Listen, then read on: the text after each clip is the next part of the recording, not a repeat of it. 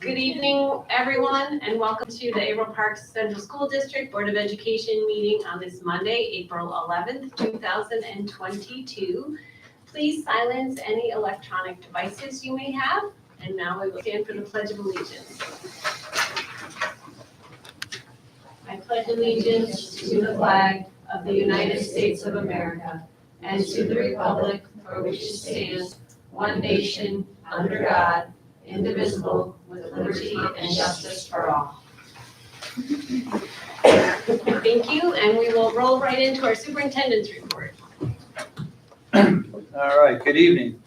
A very short presentation tonight in terms of the board report itself. I just wanted to bring the board's attention to some work that our student assistance counselors are doing. So we've had these for years, one in the middle school, one in the high school.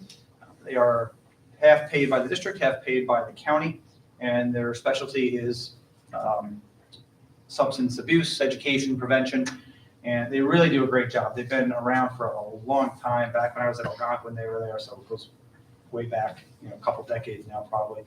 But they're hosting a two-part virtual parent presentation. I just wanted to kind of promote a little bit. It's on teen gaming and gambling trends, and then substance use trends and interventions. And the reason I kind of wanted to highlight it was two things. There's been an explosion, obviously, in the teen gambling with all the online opportunities, I guess you could say, and the legalization of it. So we're trying to kind of provide our students and their families with some help in that area. And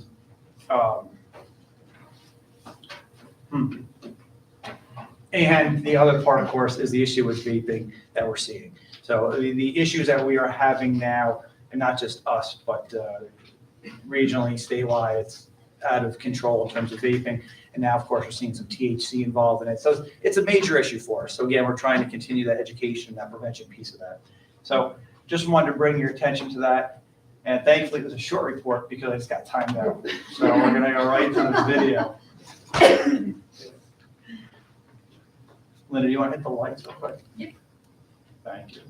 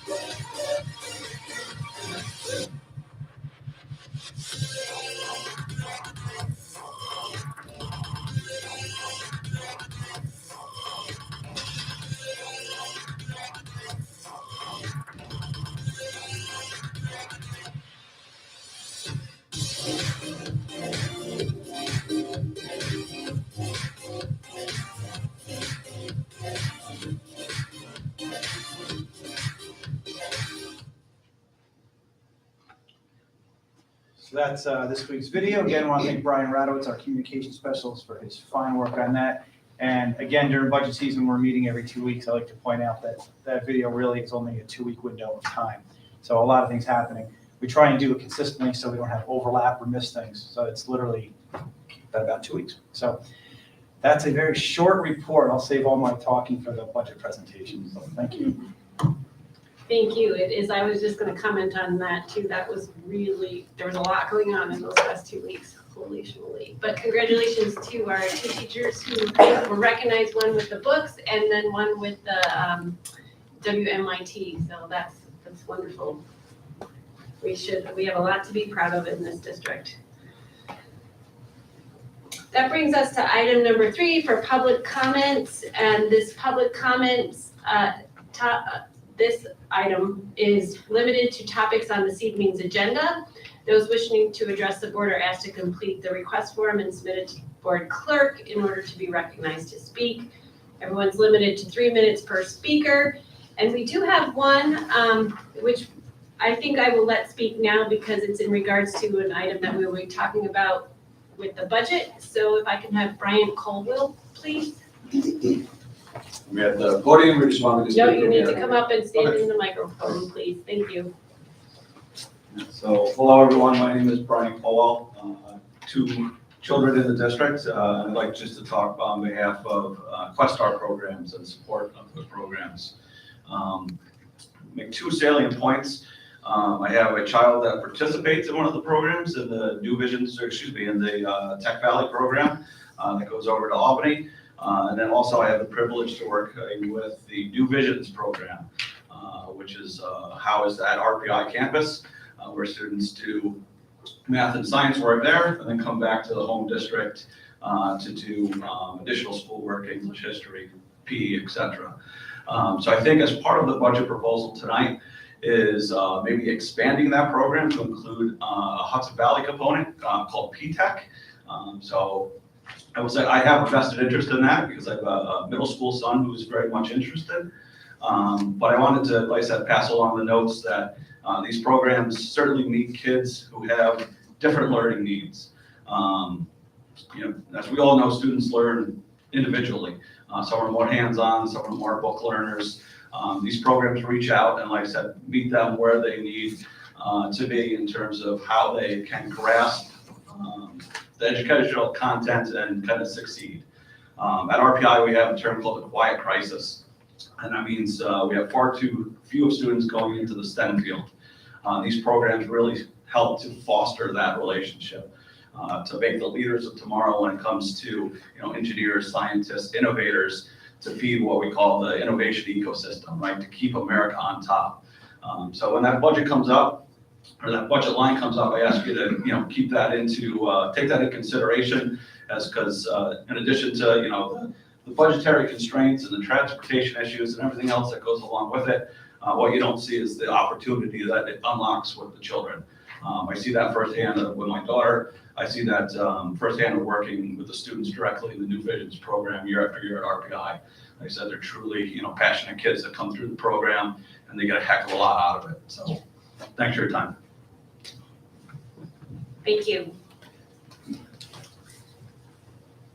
Okay, that moves us to item number 4, the 2022-23 budget review and discussion. So I think Jim just starts with the presentation, then we have probably lots of questions for you.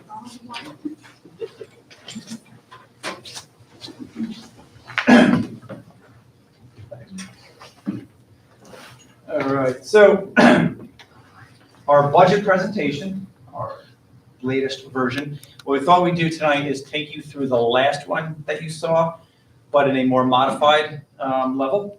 So if you think of the stuff that we did last time, included a look back, we're not going to make you sit through that again, but kind of summarize some of the slides from the past presentation that are more relevant for this budget cycle and going forward. And we also provided some information that we hope will clarify some issues as we took both from the comments by the board during the last presentation and then some useful feedback during the last week or so. We've tried to incorporate some of those questions into this, so hopefully it's an informative presentation. And our goal is to, after the presentation, have our discussion and eventually get to adoption tonight. Remembering that the number that we're looking to adopt, or what we're actually looking to adopt, is the number, not necessarily the items within the budget, right? So the board's goal or objective, if you will, is to adopt a budget number. As always, we like to start with our goals and our mission statement, college and career readiness, students that engage in our community, and the digital fluency aspect. That is our latest goal, the most recent of the ones. These have been consistent again since I've been back. So this is year 5 of these goals, and they are really the thing that drive our objectives and our action steps, which we use through all of our 5 buildings and get right down into the trenches where our teachers are. And of course, the mission statement, shameless plug for me, the needs of and creating opportunities for every student every day. You can see that there in our banner, and we do actually, in all seriousness, use that as our driving force in what we want all of our decisions to come down to. When we did this budget, we had these principles. Again, these have been consistent since the time I've returned, so year 5, really making the financial picture, the budget itself, the representation of our academic program. We wanted that to jive and actually have a connection there. We want to make sure our goals drive how we use our resources. I always stress there the word limited. We do have limited resources like everyone else, both in terms of financial and human. We are big on data, and we have used data to guide our decisions. For those who may recall, that was actually the original goal 3, but we feel like we've institutionalized that throughout the system, but we've kept that as a guiding principle, of course. And then as we face decreasing enrollment and tighter budgets, a principle that we've had since the beginning is, where possible, to reduce our staff through attrition. Never by design, never our goal going into it, but we feel like it is the only responsible thing to do when we're talking about being good financial stewards of the taxpayers' resources, that if there is a spot to reduce through attrition, that we not only can, or we should, but it's actually incumbent upon us and negligent not to. So if you remember this, this slide has stayed the same. Our budget pressures on the expense side, employee wage increases, obviously that's every year. In this case, some contractual type stuff that always happens. Legal costs, increases in Westar, which Carrie reviewed in the past in terms of some of the things that have happened at the administrative level and the capital side for Westar. Those are passed on to us beyond our control. Utilities, materials increases we've talked about, the oil, gas type stuff, and then your benefits, right? Health insurance, that type of thing, that we detailed more specifically on this slide. TRS is a teacher retirement system. It is mandatory we contribute to that. We do not set that number. Our rate that is required by us per the state has gone from 9.8 to 10.29. And for your reference there's a real number of what that means. So you're talking about $200,000. Slight changes in that TRS contribution rate is real money, right? So we get little fluctuations. It seems pretty small, right? But less than 0.5%, 0.49. It's $200,000. Think about if it went the other way. If we went from 10.29 to 9.8, that's like gaining $200,000 of revenue, right? If you think of it that way. So when we have these slight changes, there's a real impact. Our health insurance, we talked about this last time. The slide last year said something like very small premium increases or something along those lines. The very small is missing, and that's deliberate. We actually have had some more significant increases.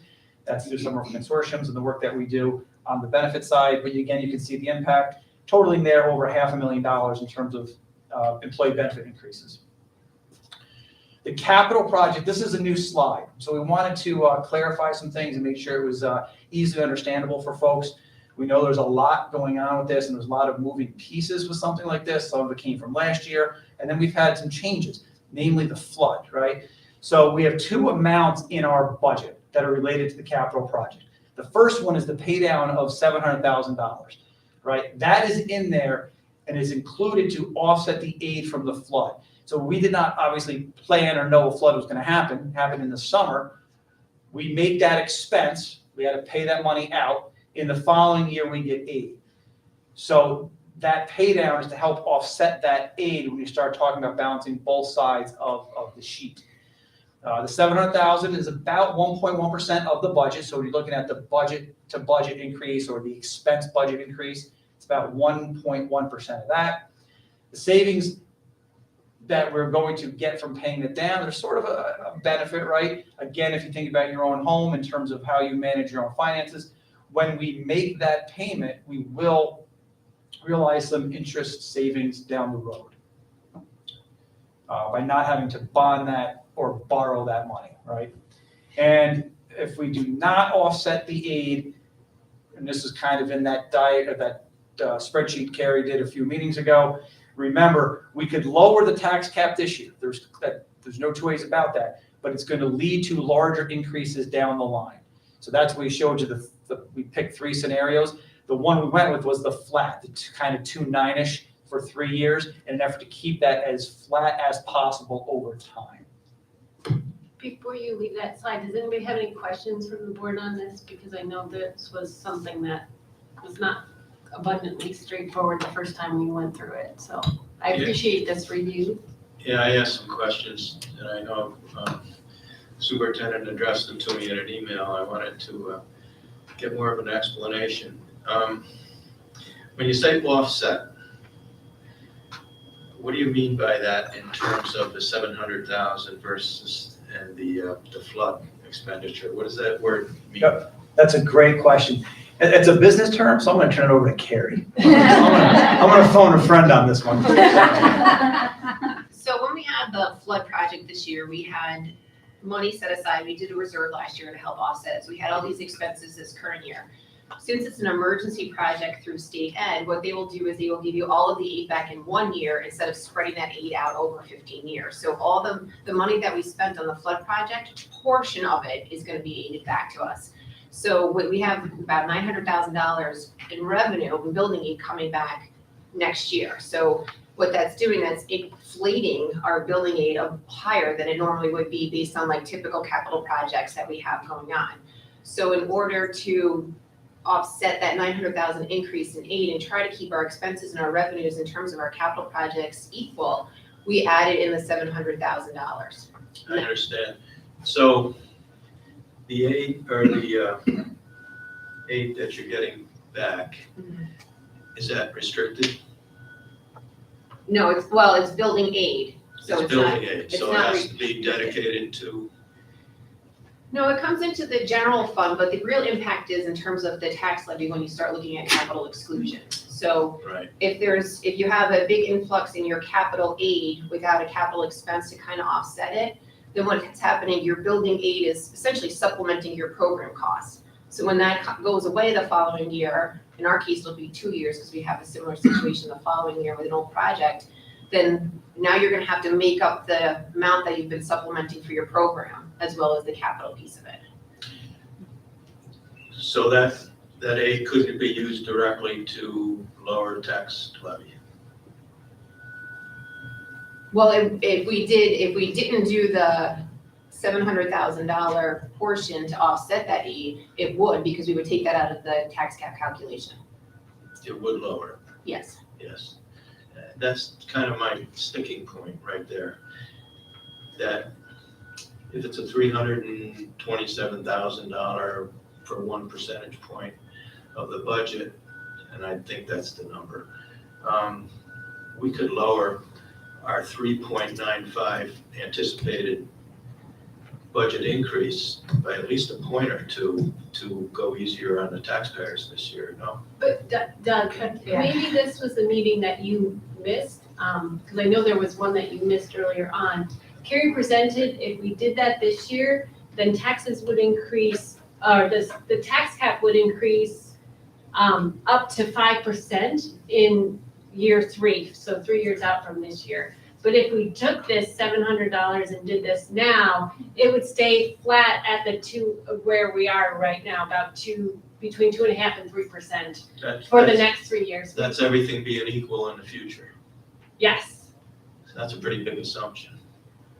Well, Some of the assumptions are fairly valid, right? So we know we're gonna get building aid on the flood project next year. The following year, we have principal and interest payments dropping off, and then we still have aid, so we have a mismatch then. Then we go to the following year, and as we start moving forward with the current capital project, the amount that goes into the budget for that is going to increase. So at some point, if we don't, you're gonna have to have a spike in your tax levy to pick up the capital project.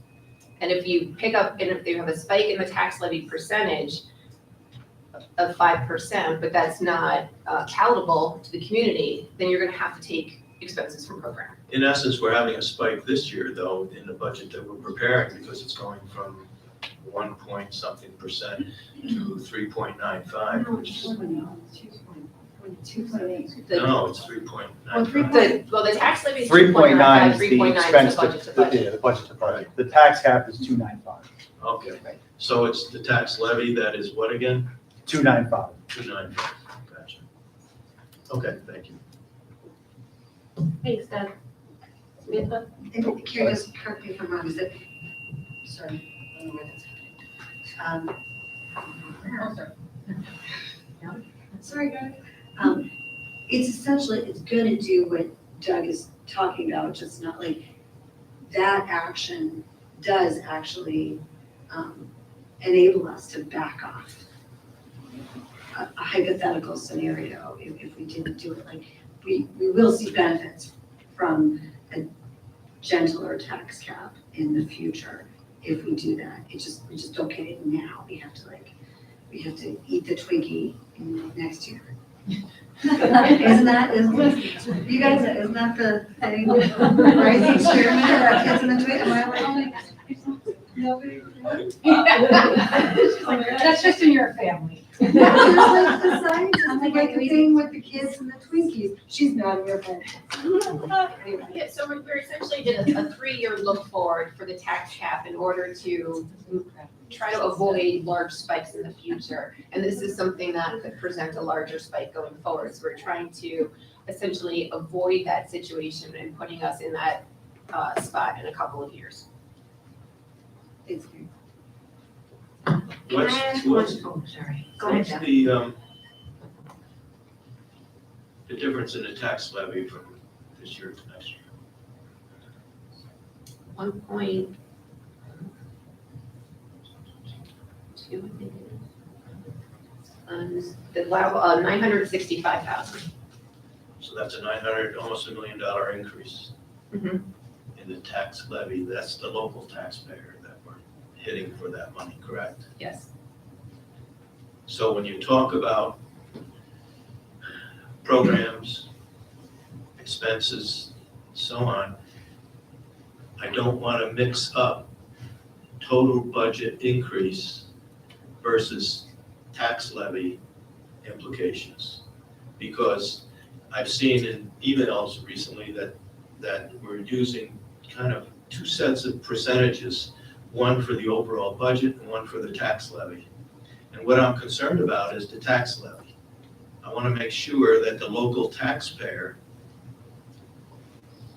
and the levy that's being proposed knows fully that it's an almost $1 million increase in the local tax base levy. That's pretty significant. I mean, you can talk about, budget to budget increases, and that's a relatively small percentage considering sometimes the size of our budget. But the local tax levy, that's much more, that's more impactful to our residents.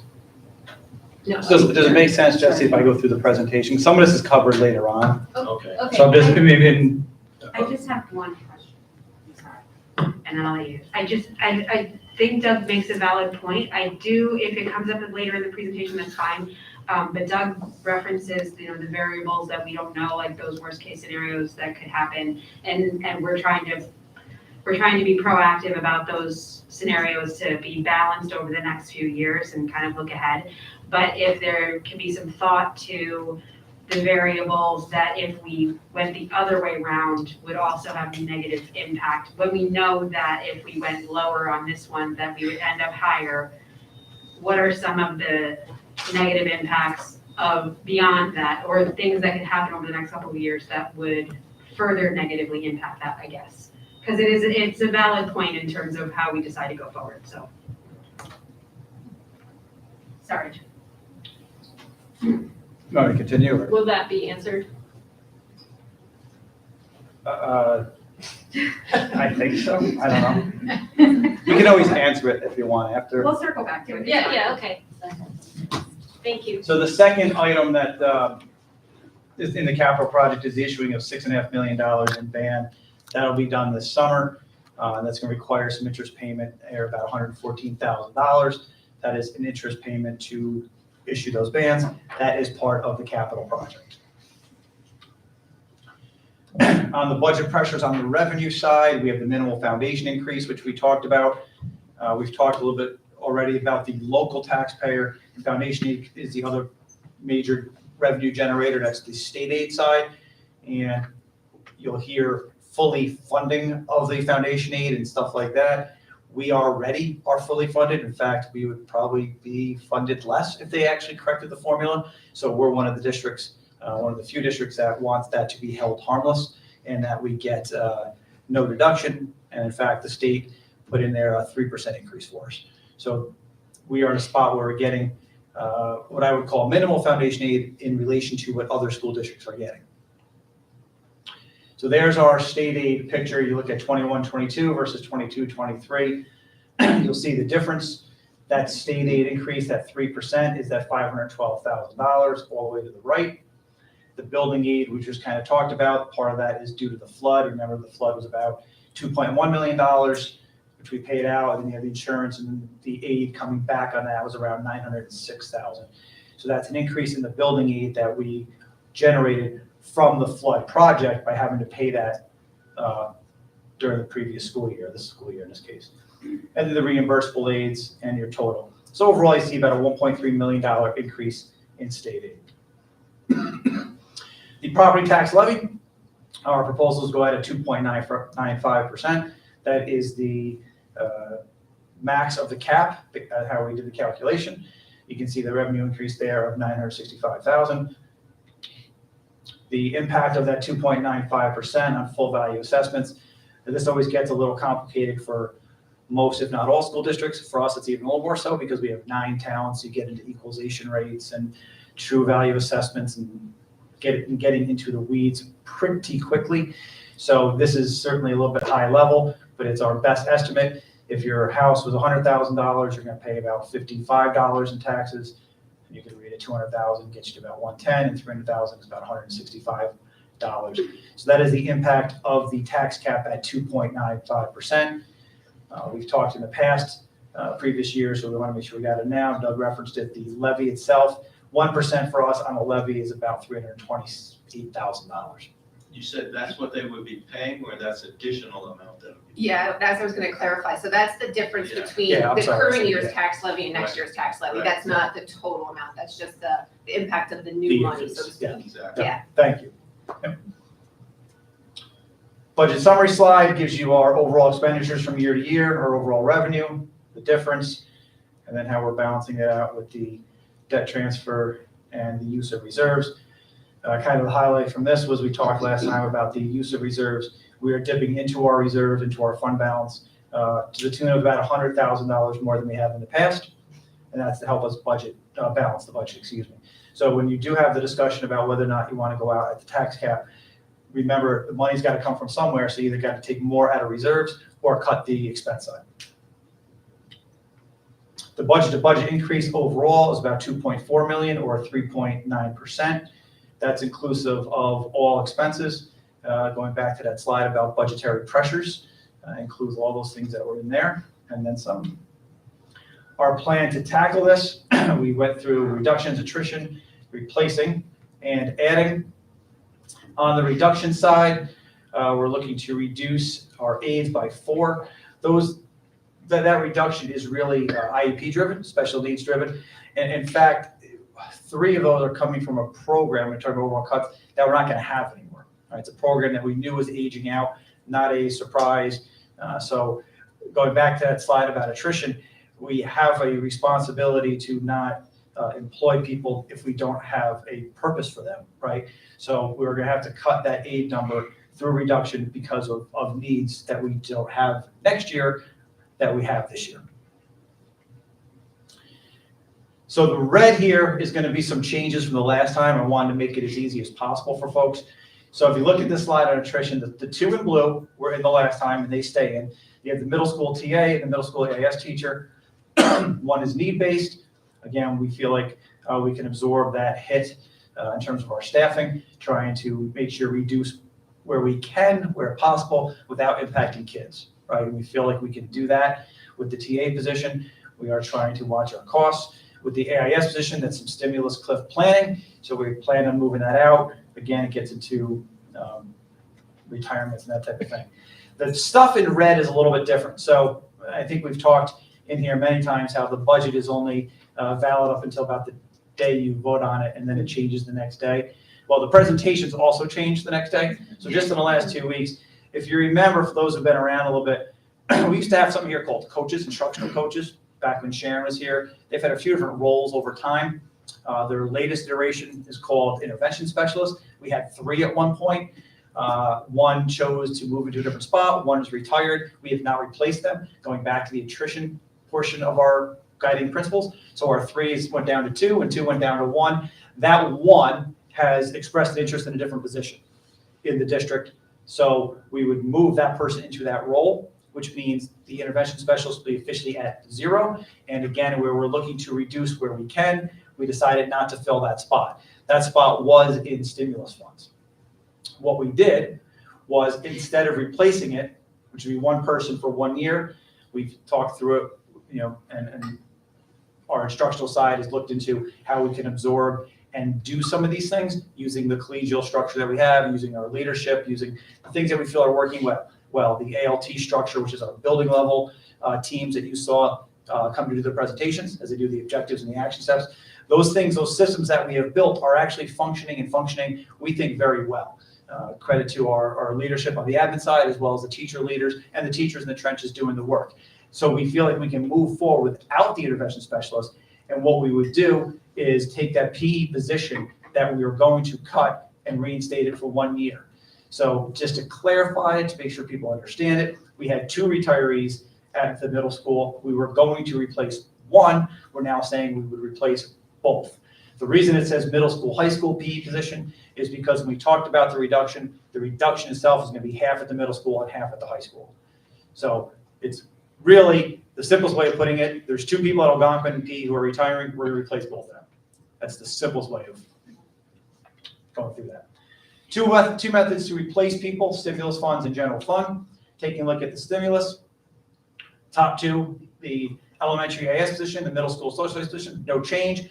That PE position I just talked about, that is in red because that's new since you saw the slide last, and that is 1 spot we would add, again, through stimulus funds. The intervention specialist out, which frees up money in stimulus. We could not fill the position, but that stimulus money, we're not going to be able to spend it on anything else. It's federal money. There's strings attached to it. If we don't use it, we lose it. Can't go in reserves, can't go in general fund, can't do that stuff. So we're going to use that money to pay for the PE position, 1 of the 2 stimulus funds. There's 5 positions that we're going to absorb into the general budget. We feel these are straight replacements. It's your elementary teacher, an English teacher, and a librarian for high school. 1 of the elementary positions, or the elementary physical education position.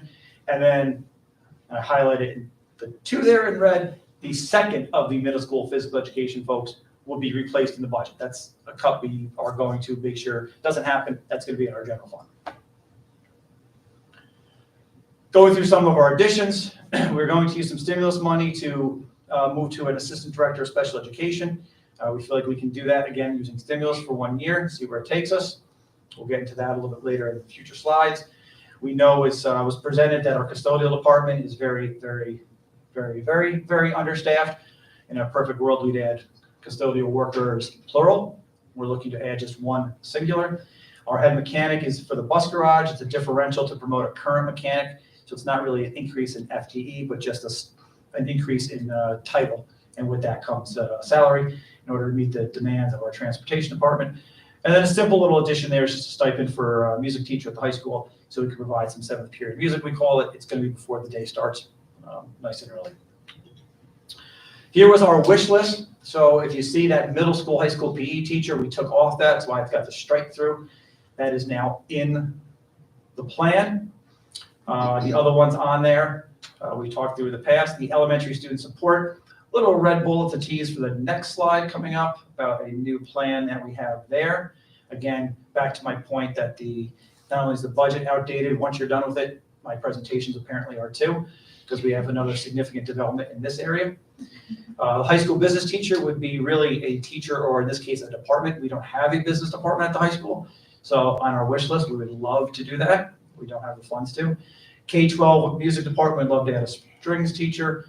And then some things at the high school, the addition of a 1.0 technology, the addition of 1.0 art, and the addition of a summer driver's ed program are all things that the high school would love to have in a perfect world, but going back to the slide about limited human and financial resources, we don't feel like we can add any of those things to our current academic program.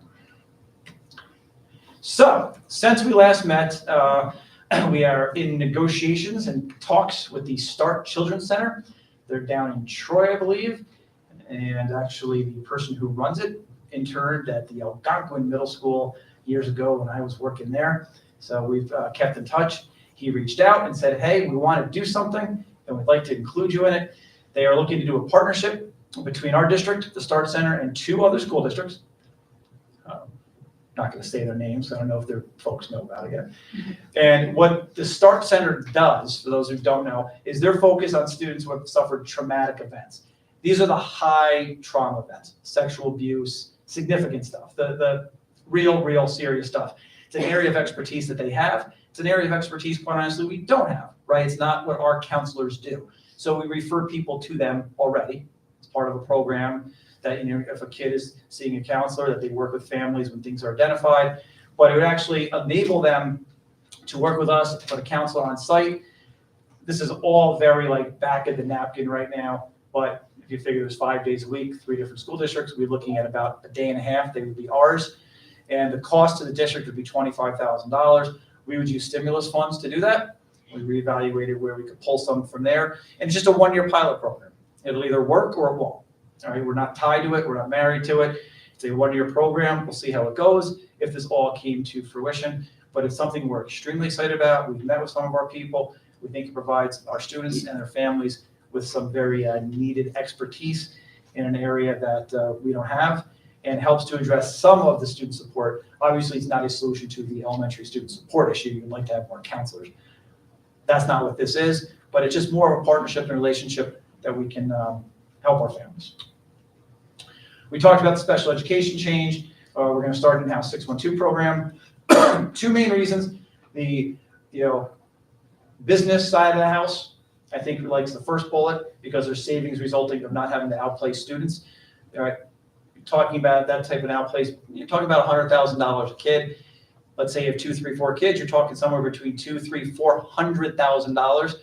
That would be a huge expense. That would again mean either more fund balance, more cuts to program, that type of thing. By bringing it in-house, we've done the numbers, we've run the analysis, we think we can do it, and it'll save us significant money.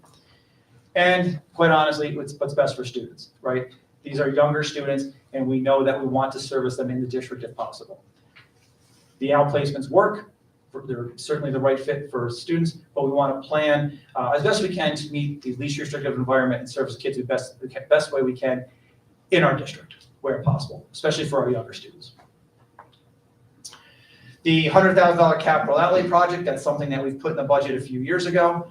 Important to remember that it was hard for us to get that in, and something kind of Michael fought for, and eventually we got it in. The key is, just like when you have debt service coming off a capital project, you want to kind of fund a new capital project. That's sort of our problem now, is our debt service, going back to the capital project discussions. Our debt service coming off doesn't allow us to have a capital project without an increase to the taxes, right? That's the same thing. This is now built into our budget. We get the aid the following year. So this is a nice cycle now, right? You put the $100,000 out, you get the aid the next year. That year you put another $100,000 out. It's really not costing you $100,000 in some ways because you're getting that aid back that year. So we're in a nice spot. It's a good way to get smaller projects done. You can see one right there, which is our weight room in the high school, which was completely done by our guys in-house. The focus this year, we actually had a meeting this afternoon in the high school, our 1211 rooms. That's all being designed and worked through with our architects. But it's a group of kids that we feel, students, that really need a better environment, right? We don't feel like the environment provided is what it can be or should be, especially as we're trying to program for these kids as they move forward. If it's under 100,000, and we don't know, but if it is, then we would take on possibly that fencing issue. In order to do work not in a building, you have to do at least $10,000 in the building. So of course, that high school 1211 renovation would be more than 10,000. It would enable us to tie that into that if there's some money left over, quote unquote. So let's say the high school room ends up costing, and I'm making stuff because we don't know, let's say it costs $85,000, right? And let's say we get quotes for that fencing and it costs $11,000. Well, we could put that fencing into this project. We get 68% of that back through our aid the next year, and we get to fix something that is an issue for us with the state aid coming back right away. And again, the fencing areas we talked about last time, of course, there's always a benefit to the play, right? Because the ball keeps in the fence keeps the ball in the field.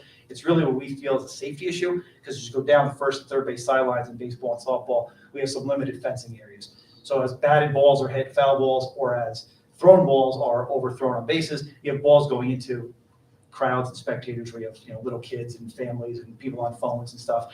So again, we would do that if the 12-1-1 renovation is somewhere under $100,000. But we feel like we need to get that room taken care of and give those students the room they deserve. Can I just make one question about the $100,000? The $100,000 is like the magic number, right? So I was kind of correlating this to be like we're playing the Price is Right, and we have to get as close to 100,000 without going over.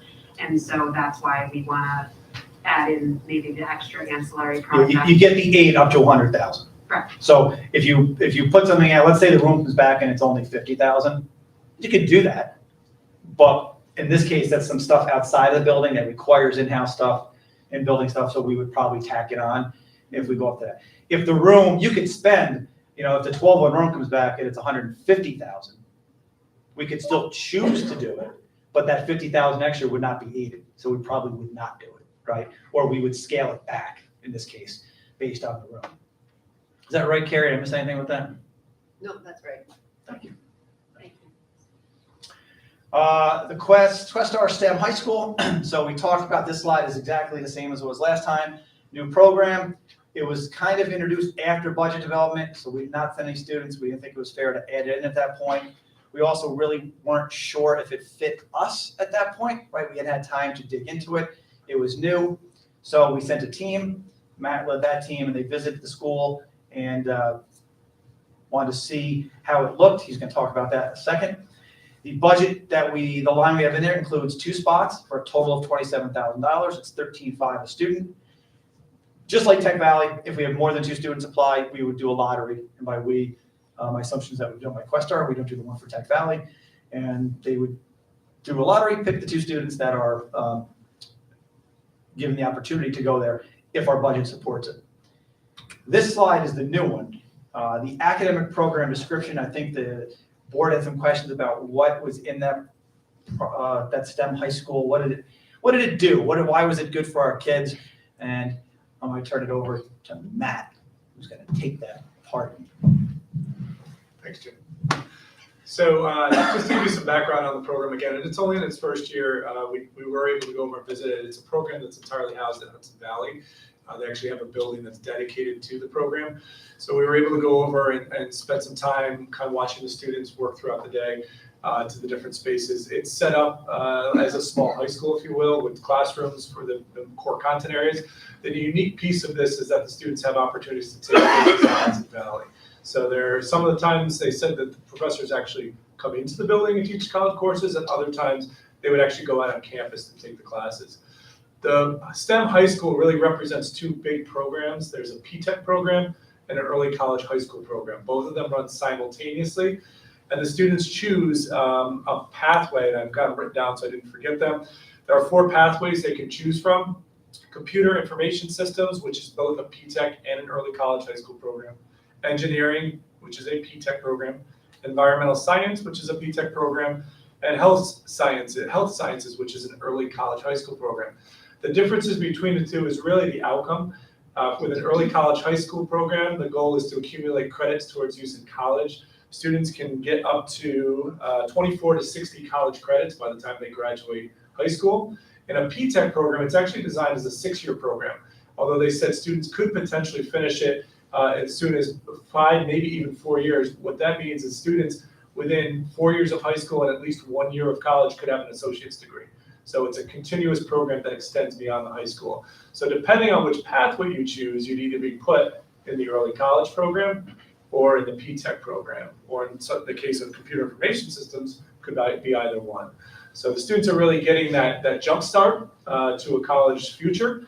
It's ideal for students that may not necessarily be leaning that way, or have a situation at home where they might be leaning that way. So this might give them the start they need to get the credits to keep going, or potentially actually walk out with an associate's degree.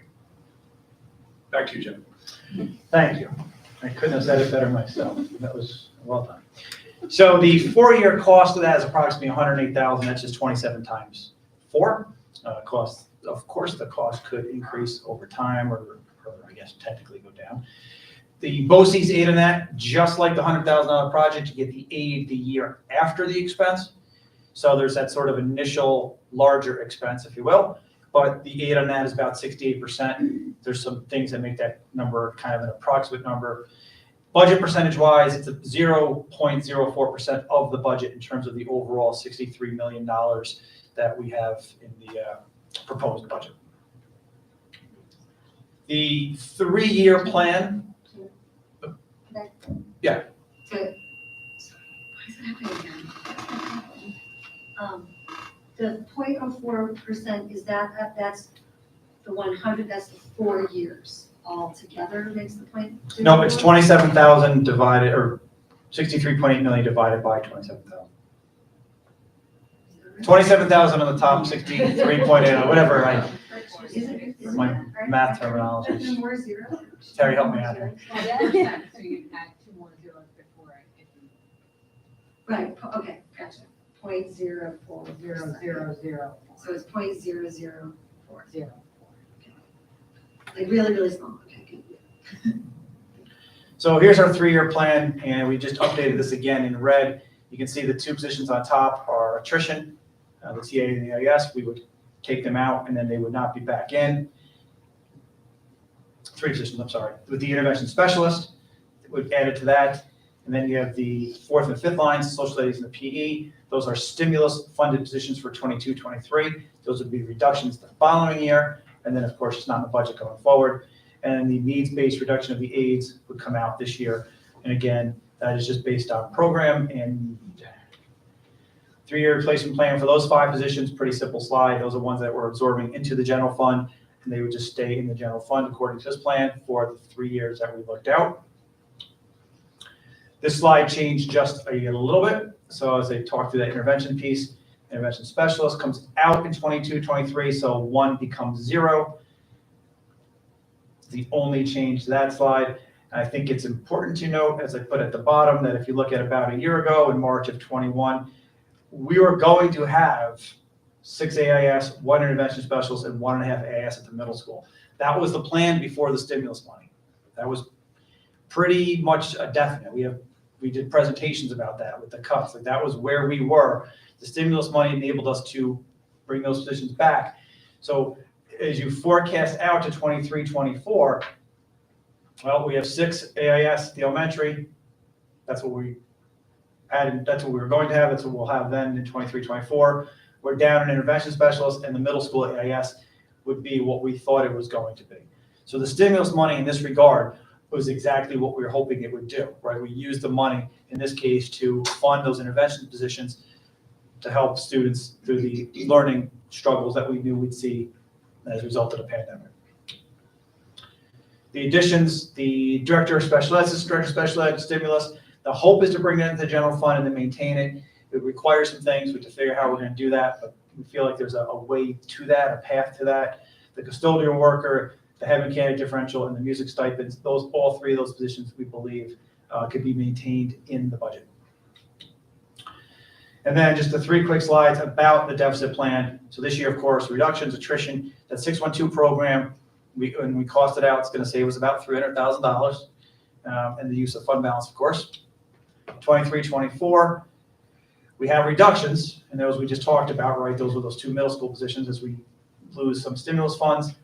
But attrition's always on our list, always, if possible, getting tougher. As we don't replace positions, it just kind of makes common sense. It's harder to find new ones to not replace when people retire. And then the increased use of the fund balance. We have this gap. Remember, we've had this gap. We added $100,000 of fund balance. We made that bigger. And then you're looking at, possibly increasing that. And the following year, 24-25, again, you have the end of stimulus funds totally gone at this point. And this slide decreased, that slide, they're gone as of now. Again, we'll look at attritions if possible, but getting tougher, and then still using fund balance. And you could probably hear the voice of Michael Ouimet saying, if you use fund balance, you can't replace it unless you put money in, right? That's money coming out that you can't take out again once you eventually run dry. And then this was the slide we did as a summary. Nothing new here from what we've talked about. The changes are in red. You can see the 3 positions. We put the strike through the PE position because that'll be back. That is now an intervention specialist. Going down, the 4 aides, the custodial worker, music assignment, mechanic. 23, 24, and 24, 25, we put zeros in for attrition because we just don't know. We may get a retirement that we cannot replace or some kind of needs-based thing that we could figure out somehow, but right now we have to plan on 0 because we don't know. The reduction in 23, 24 is a PE teacher, that's that middle school one. AIS goes down from, I think that number was 5, right, and then went down to 4, so it changes that a little bit, and that's just because we're reducing one now. And then the 2 positions that we see there that we have to somehow add is a special ed director and the student support, because if we're going to have a 612 program, we're going to need some form of support for those students that we don't currently have. That's going back to what those positions we call kind of SEL coaches. They do some in the trenches work as well, and they're going to help support that program. So we feel like we can do it with their use and their help in being part of the classroom. But if that goes away through stimulus funds, we're going to need to figure out a way to make that happen. If the program is viable and successful and all that stuff, there's a lot of ifs, obviously, with that, right? And then 24, 25, we just have the reduction of 1 special ed in our plans. So that is the revamped and updated presentation, similar to the last one. Changes are in red. I think the important thing from our end is we've tried to balance all this, right? We've tried to go back and use our reserves.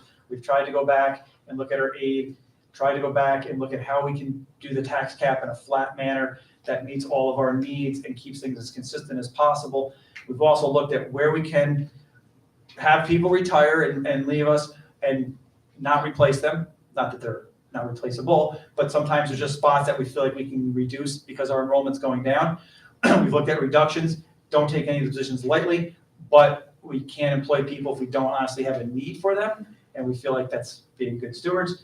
And then positions that we added, which are pretty minimal, but we feel are pretty required. Overall, I kind of felt like last time in reading the room and the comments afterwards, it was felt like I brought the room down a notch or 2. It was a little gloom and doomish. So I said I'm going to end on a positive. I don't think it's that bad, right? When I talk to colleagues, and I mean, just at a suburban council meeting a week or so ago, people are all over the board. So really tough to have conversations with, I don't know, your neighbors or your family members, because every district's in a very different spot right now. Usually we're all kind of in the same general spot. Very different this year. There are districts that are flooded with money, that just have money coming in. Their foundation aids were huge increases. They have stimulus money. They don't know what to do with, right? They have money. There's districts that are cutting and saying, we'll have to go out to the cap. There's, trying to figure out how they're going to make their ends meet and have some significant issues. Overall, I think when you look at us, we're probably somewhere in the middle. We certainly do not have this huge increase of foundation aid, and we aren't looking for ways to spend money because we just have it flowing over and over. But the cuts that we have and the reductions, we feel like now, at least I can say since I've been back, over the 5 years, we've tried to be very purposeful and deliberate and plan as best we can and reduce whenever we can, so we did not have or do not have a large cut that we have to go through. So no gloom and doom, but just happy, because when you look at that, we're not cutting program, we're not cutting things from kids, we're not increasing class size, we're supporting our students socially, emotionally, academically. We're talking about the new Westar Pro. We're talking about things that are exciting. We're sending kids to CTE. We're sending kids to New Vision. So there you go. There's my happy, and I'll turn it over to you, Jesse, for a board discussion, and I'll have Linda flip the lights back on if you would. Some questions. Anne's got her hand raised, so we'll start with Anne. Thanks, Jesse. I'll start with what I think is my main question first, and I think I saw the answer for it in a later slide, just to confirm. The second PE is just a 1 year for the stimulus funds and then that's up. Yeah, middle school social studies and middle school PE are 1 year spots. And would be, I'm sorry, and would be advertised as such. Okay. Right, so the people who eventually fill those spots will know when they take it that it's a 1 year spot. Yeah. Yeah. I tend to agree with you that a 3.9, I think, was the increase.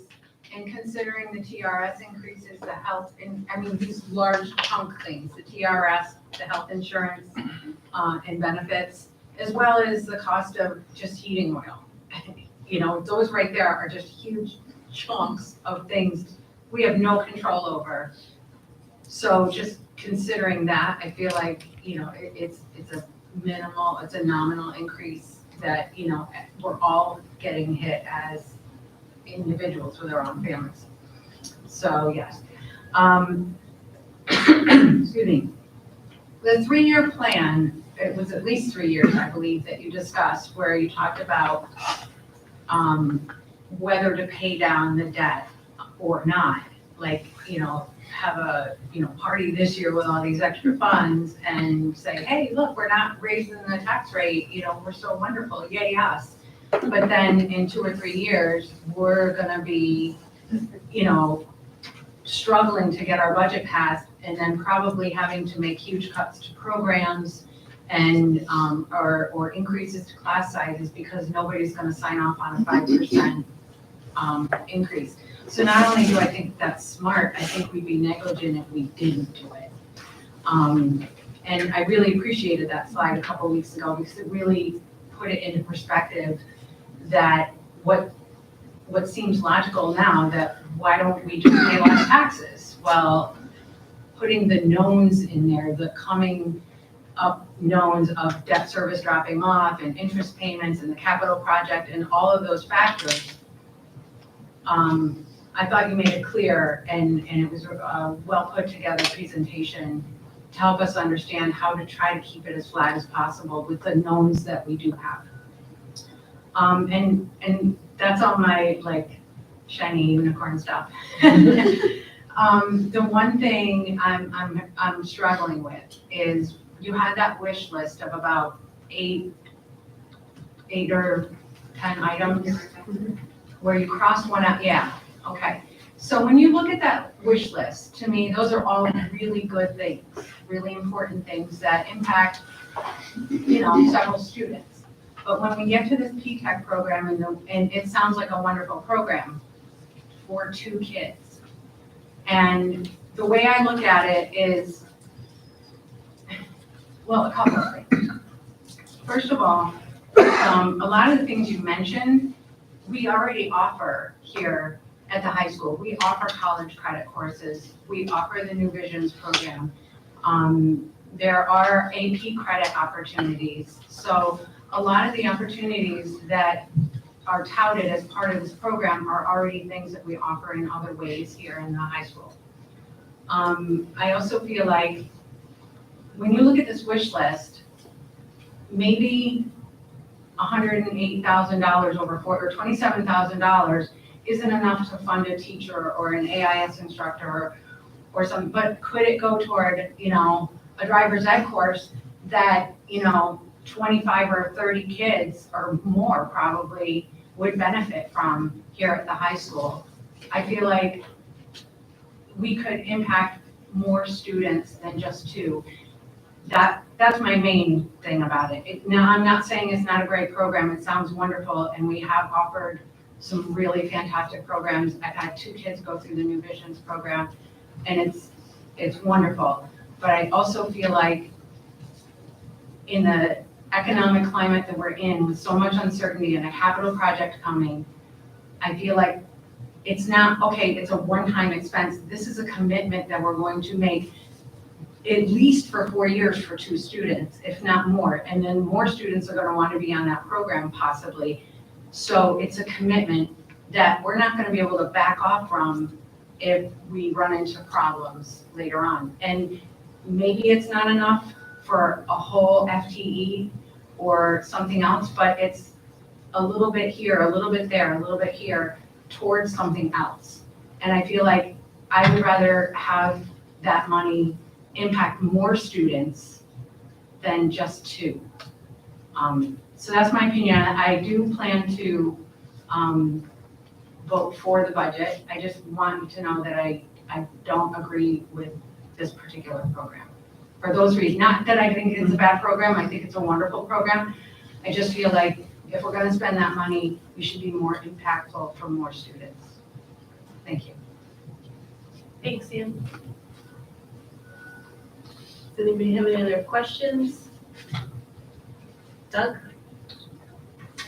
Yeah, go ahead, Deb. No, Go ahead. on my train. No, you go first, because All right. I wrote something. You raised your Maybe hand will, first. So, You go first. I wrote my notes in the dark. I was like, what did I write? It's really hard. First No of all, glasses and in the dark, not good. in the dark. I agree with Ann about the impacting of the 2 students versus perhaps something that could be wide, could impact more students if we just spend the money somewhere else or offer an expansion of the programs we already have. I think that was my initial question with P-TECH, and I've seen P-TECH in action. It's a wonderful program, and I've seen students graduate from high school with a significant number of college credits if they go through that entire program. But we're going to experience increased pressures over the next couple of years to increase it from 2 students to 3 students to 4 students. And I've seen that happen. Parents just want to put their students in there because it is a significant program and it gives them a jump on college. And what are future boards going to do once we institute a program that is going to last at least another 4 years after this one? And what are school boards going to do? I think we're putting pretty big weight on their shoulders. But that's my comment with Peter. I'm uncomfortable with that just because of the number of students that we're able to serve at this point, and adding a program at a time when we see some significant cuts and significant financial cliffs coming in the future within those 4 years. The other question I had, wow, this handwriting's really bad, was, is that the full cost of the STEM in the high school through Westar, 27? Are we paying for is there increased administrative costs that are associated? Because Westar divides its billing to us in a number of areas. One of those areas is, the tuition they charge outright, but then we also get additional administrative costs for administrating those programs through Westar. So what are the associated costs, everything from transportation, administration costs, so on and so on and so on, connected with that?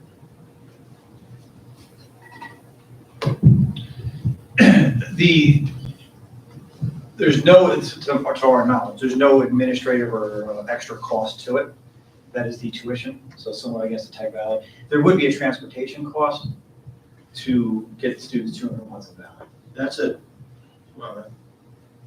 new one from Westar, then. There's no other administrative costs associated. I think it's just built in. It's built in. That's the 27. my understanding. I could be wrong. Would we have it regardless of whether we send kids or not, that administrative cost? If there's any cost within the Westar administrative budget, we're gonna pay for that regardless. We can't opt in or out of like specific administrative I costs. see, that's true. So that program exists and the cost of the administrative costs are spread through all the districts of Westar?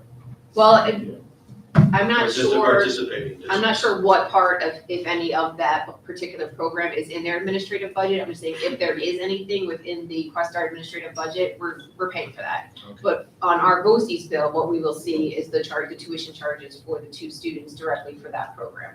I see. Thank you. The START program, I know there's a need.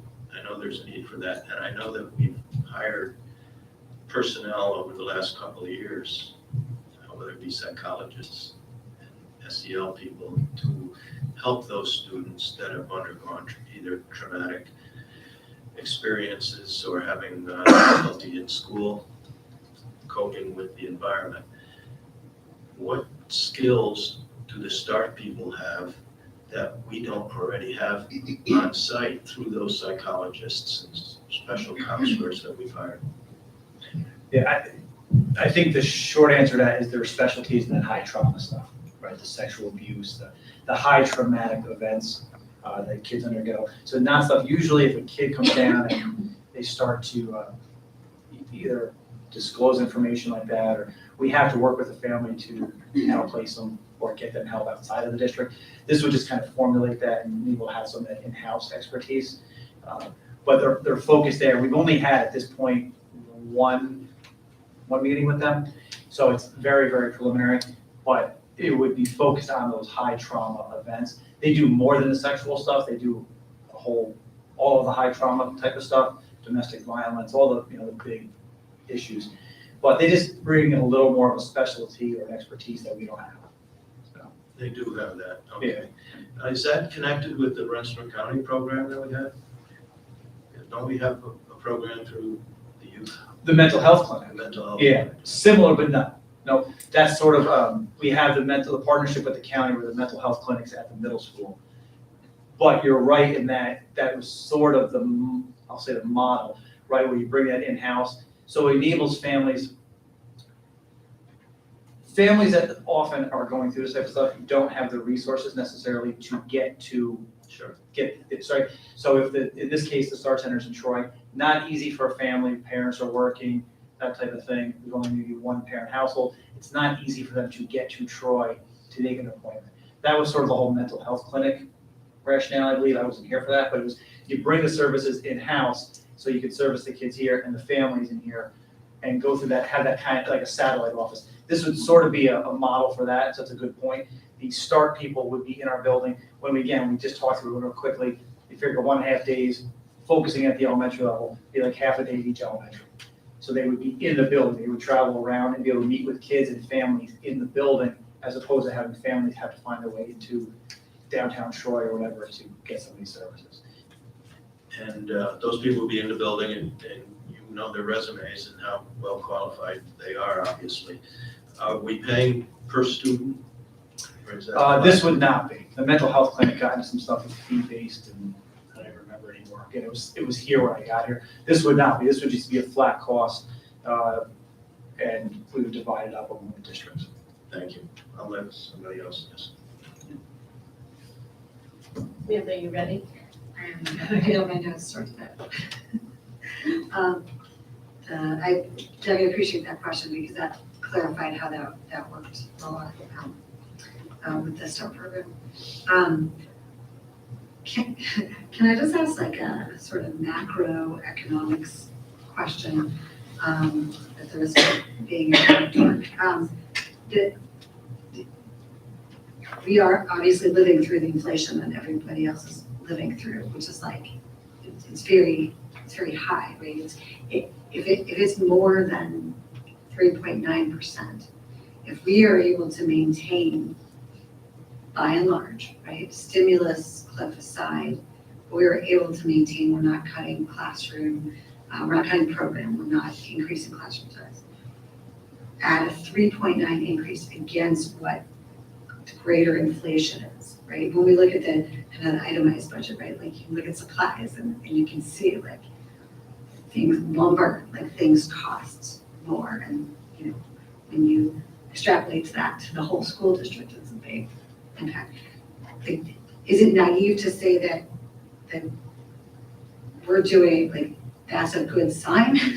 That if we're kind of holding steady with a 3.9 increase when inflation is greater than that, I mean, does that bode well? Like, are we that's, again, like for the sort of the lay people, the non-accountants in the crowd. I mean, again, that, like, as like Joe Schmo sort of, my impression is that that's, it's not great. We don't want to say, hey, we want to go up this much, we want to go up that much, but it's actually on the macro scale, we're actually doing okay. Like, that's okay. That's, economics for dummies. Yeah, I think so. I think all the, all districts are facing those, or businesses and just households in general are facing that pressure. But I think what I found here, being new to the district, with the administrators are very good about not being unreasonable, saying like, okay, inflation's going up 7%, I'm gonna add 10% to my budget. They're pretty respectful in terms of what they ask for in terms of increases to their budget lines. And I think that's, a testament to the administrators you have here working with their staff in terms of looking at what they need for the year. They're conservative in what they ask for. And then again, another sort of macro question. Interest rates are finally going up. And there's they've been really kind of, I listen to the news and it's like, we're gonna make them go up now, we're gonna make them go up again next year, and again a month after that. And it's, as a homeowner, right, it's sort of like, I'm not gonna buy a house anytime soon. But again, that impacts the debt that we're taking on for the capital, capital project that got approved. I don't even know, was that last year? Yes, Oh, I don't even know. But that is, as those interest rates grow, as we can pull off that principal, pay down that principal, when those interest rates go up next year and the year after that, we're doing better if we can get, as we get more of that principal down. So when I think of that $700,000, where, what can I do with that $700,000? Getting that debt mitigated before interest rates start cranking up. I gotta be honest, again, as a homeowner, I hear the numbers that they're talking about and it's like, oh, that's kind of a lot of money, from interest rates. I think, I don't want to buy anything. Am I interpreting that correctly, that? No. Bonds are not variable interests. They're a set interest rate. You buy the bond up front, that's the interest rate you pay for the extent of the bond. Right, so the plan with this project, it's a multi-phase project. So we have phase 1 starting this summer, phase 2 is going to next, and then there's a phase 3. So we'll do short-term borrowings, the bond anticipation notes, for a couple of years until we get to the permanent financing. So, but once we get to the permanent financing, it's a steady rate, but that rate may be in 2 years, it may be higher than it is right now. So that's how it'll impact you, right? So as the interest rates go up and if they stay elevated when we're ready to do our permanent financing, once we have our project costs known, so to speak, and we're entering that third phase, because you don't want to pay interest on money that you're not going to use until 2 or 3 years down the road. So that's why we chunk it out and we only borrow for what we need for the particular phases that we're entering. So we could have higher interest rates when we do the final borrowing, and anything, if we take the money out now, we won't, $700,000, we won't pay interest on when we go to the permanent financing. So there is an interest cost if that's amortized over years. So it's not like, wow, one big hit in 1 year, because the interest is paid over the cost of the term 15-year bond. But yes, there would be savings.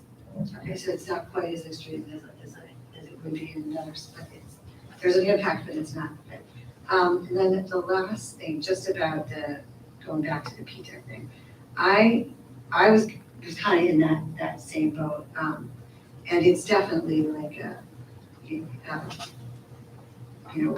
weighing the opportunity costs, I guess. Are any of those things on the wish list? Are any of those? Is there any kind of reimbursable possibilities for any of those things? Because that was one of the things that sort of I was thinking one way, and then learning that 68% comes back to us. And again, correct me if I'm wrong. I'll buy a car for $27,000, right? And then a year later, someone's going to give me $18,000 back, but not take my car away. I would probably buy that car. I'd be like, right on, I just got a whatever RAV4 for. It's come on, It's a sign. $9,000, right? Did I do that right? Right? So I essentially got a car for $9,000. I'm interpreting that correctly, right? I just gotta wait a year. You get aid on the expense, that's true, and nothing up there is aidable, no. Nothing. But you gotta come up with the $27,000 Yeah, to so- begin with, yeah, and that so- comes right out of your pocket. Yeah, so it only works. So I get a car for $27,000 car for $9,000. I just gotta float the dealer the cash, okay. Yeah. Thanks. I mean, the cash is, that's a tough one. I feel like, I like a bargain. And it's not a bargain, it's $27,000, but to get that for $9,000, we can sort of play the cards right. That's a big deal for me to get that money back. I am always impressed with how you guys, the agility of moving money around and taking advantage where, in the good way, not the bad way of taking advantage, but in taking advantage of wherever we can find those savings, so.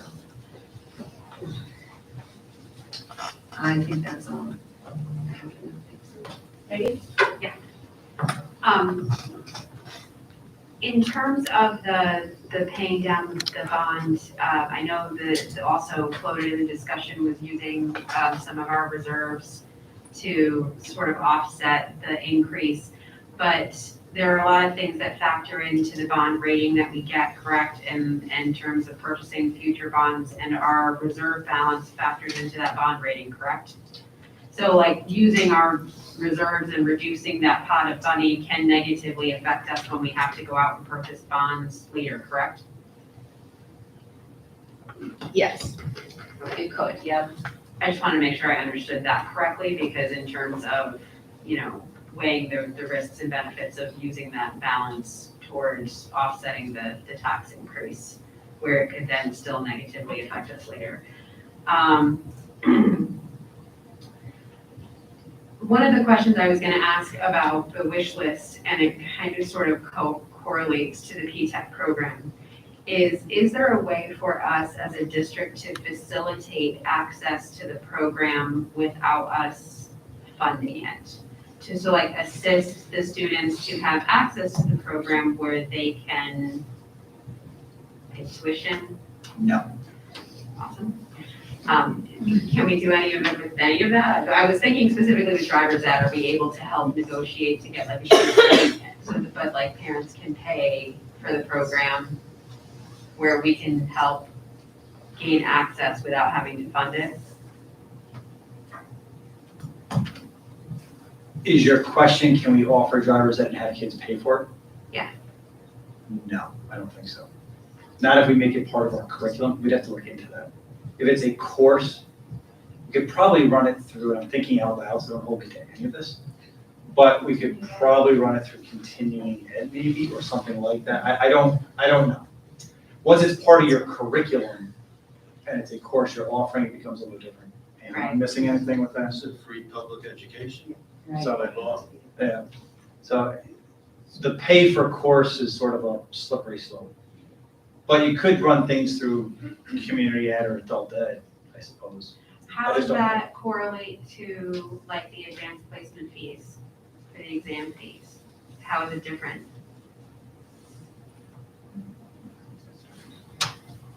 They're able to take the courses, the tests are not required, so they could take the course without taking the exam. Okay, That's right. okay, thank you. Good job. I see everyone's perspective on this. I respect the community members' feedback that are in support of the P-TECH program, because I have 3 different children and they all learn completely differently, and I can completely understand, trying to advocate for the best opportunity for your kid who maybe doesn't learn in the conventional sense. I get that, but I also understand that we're trying to maximize benefits for students. I'm with Ann that I'm supporting the budget going forward. I just have some reservations. And the thing that is saving me is that 68% aidable, where none of these other items are aidable. Knowing that we're gonna, get the rebate, does somewhat help. There's just a lot of questions, and I was having a conversation and I said I sometimes feel like Solomon, where nobody wins. You gotta split and everybody loses, so it's really kind of, I hate to bring the room down again. It's really how I'm feeling, because I know that we already do so much with less. I looked at the funding, the increase in the foundation aid, I looked at the whole presentation, and I looked at districts that comparatively to us in the region are getting a whole bunch more money, and they've got far fewer students than we do, and I can't quite figure it out. And no one has been able to explain the formula to me how we are considered to be overfunded. It's completely ludicrous. And the fact that we already are well below the state average per student expense. You guys are doing more with less all day long, and you continue to be creative with it. So it's just very frustrating to know that we continue to have to do more with less, and our students are sort of forgotten at the state level. That's just my opinion. I appreciate that. I think of kind of a quick story, just totally anecdotally. One evening, Matt and I were here for a while and hashing through some of this, and we said, well, what are other districts that are comparable to us? What are their budgets?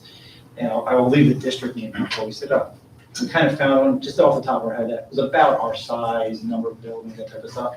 Then we quickly brought up their budget, and it was $12 or $13 million more than ours. And that's just our budget. Now, I don't know what the cause of that is. I guess it's years and years of this or that. I have no idea. We didn't look any further into it. It was just, and it was one district. It wasn't exactly the same by any means, but we're just kind of talking like, wow, because we're having some of the same frustrations that people are adding stuff, and Matt's done a lot of work with looking at other districts, and we're not top heavy in admin. We're not, our class sizes are not, unbelievably low, or so like all the things you go, okay, where's that? Where are those funds being directed? So we just pulled up that one, and we're like, oh wow, their budget's $13 million more than us for essentially the same number of kids. And that's, again, I don't know the reason, but it's an interesting, I think to your point, when you get to per pupil funding, and what did Tony say during some of the community engagement? Averill Park frugal is a term he uses in terms of, I think there's a pride associated with that. I think Carrie hit upon that in less than a year. We talked a little bit about it at times. We'd have our budget meetings, and she's like, the administrators here don't ask for anything, right? Like they really try to do the best they can with what they got. People don't ask for stuff. They don't come, knocking on the door for things, and the teachers don't. And you're trying to get the teachers to spend money. As a system, we're pretty conscious of the cost. So.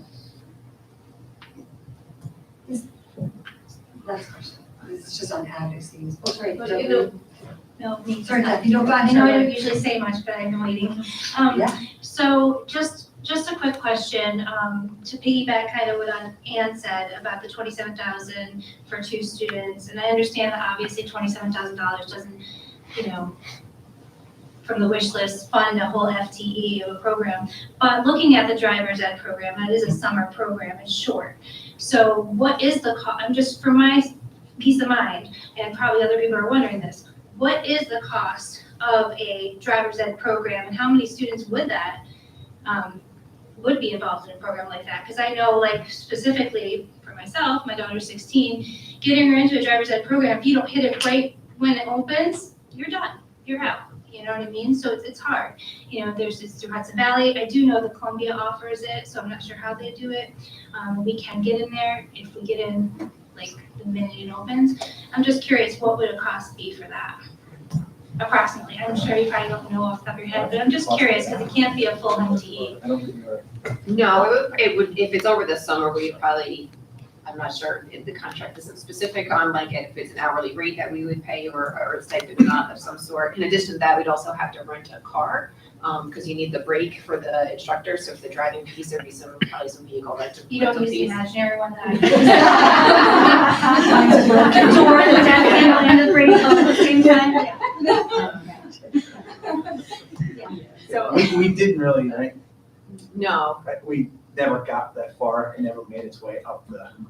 We just had it when I was 16 in my school, so I just, Yeah. it was part of the curriculum, actually. I think most of us took. We didn't. Where I grew up, we didn't. We did, and it's a capital district school, so it was just, I took driver ed here, yeah. the days when we had to crack the car. That was just an example of something that I pulled out that I thought would be like a popular program that would impact many students. Any one of those, I don't know why, like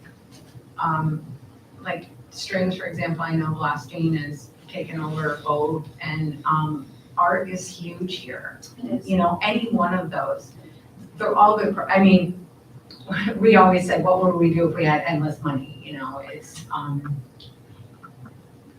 not saying that it's not a great program, P-TECH's not a great program. I'm just saying that it's a commitment, it's not a one-year thing, it's a 4-year thing, and then I think Doug mentioned, you may have, you know, more people getting interested in piggybacking on that, and then we end up paying even more than that for more students. Making a new commitment with everything that we have coming up is scary to me, and also the number of students. It's not like we're hitting 20 or 30 students here, we're hitting 2. Those were my issues about it. Not that I don't think it's a worthy program, and not that I don't think that children learn differently. I know they do, but I also know that we all have a lot of programs in place in terms of RTI and AIS to assist those students that maybe don't learn in a traditional way. I think I agree with her on that, that's where I was coming from, and I think that sorry, I think that, you know, like it's something like I just picked driver's ed just because I knew it wouldn't be as costly as other programs, that just, it would affect more students. But I do think that program is very important too, but I agree, it is a commitment. And people are, once they find out about it, they're gonna want to do it. More and more people, not just 2. Did we already ask this of, like, how many students do we send to Tech Valley? I feel like I should know that, but we send 2. How long have we been doing that for? We send 2 to Tech Valley per year. So And for how long? I don't know offhand, it was when I was a principal, so we'll just say a solid 15 years. At least 13 years. And does the cost of that, is that comparable to P-TECH? Is it higher, lower? Good question. The issue, and Carrie, correct me if I'm wrong, is Tech Valley High School, like our CTE programs, New Visions, all those type of things, are in what's called our 5-year average. So it makes the, again, like we talked about with the tax cap and trying to keep it flat. Like you're trying to always, debt service comes on, debt service goes off. You're trying to do all those things. Everything but this is in the 5-year average. So when you have fluctuations, it's easier to manage and budget. So for example, I'm making up the numbers. If 20 kids were in CT this year, 21 were in last year, and the next year we got 40. It wouldn't be quite a big deal because you're averaging it over the 5 years. So you can take that blip on the radar screen. This program, through nothing that we can control, is not part of that like Westar. It's a per person expense and not part of the 5-year average. So that's why when we talked through it, we said we cap it at 2, because then at least we could control the number and budget it, as opposed to one kid applies this year and 5 kids next year and 10 kids and 2 kids, and then you have no idea, you can't budget for that. So the short answer to your question is, it's not, I don't know offhand, I have it somewhere if I started playing around on here, because Westar does send us a report on how many CT kids we have and in what programs. I could probably find it as people are talking, but I don't know offhand how many. But it's part of the 5-year average, that budget line stays relatively flat. Am I correct in? Well, and then the other aspect of that is it's $27,000 now, but we don't know if it's gonna be $27,000 next year or the year after, or they gonna change what the cost is. It, you know, in an optimist world, it could go down, but to be real, nothing ever goes down. So we have to assume that it would increase, which to Doug's point, puts the onus on every board going forward, to maintain the expense of it. Which, when we're faced with a lot of other factors, like, you know, livable wages for, you know, our support staff and things like that, we have a lot of big issues on the table this year, really huge ones that affect a lot of people. I'm just curious, like, because, we're talking 2 students for P-Tech, and then we have 2 students for Tech Valley.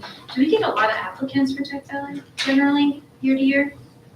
I'm sure it fluctuates, but is there like 10 applicants? Is there only 2? I don't know offhand, more than 2. I think that's a safe guess, more than 2 per year. They do a lottery every year, and again, we just got the lottery results. So Westar Tech Valley High School does a lottery and says to us, here's the 8 kids who applied, here's the order. Because it starts with number 1, number 2 can refuse. Trying to throw a guess, it's just totally a guess. Rob would know off the back of his hand. I've got it right here. Or Matt would know. There were 5 applications this year So 2 get picked, and then the other 3 are kind of on a wait list. out of luck until. Yep. Is it Okay. lottery? Yeah. Lottery pick? It's a lottery that Questar does. Do you know how many were last year? I don't. Thank you.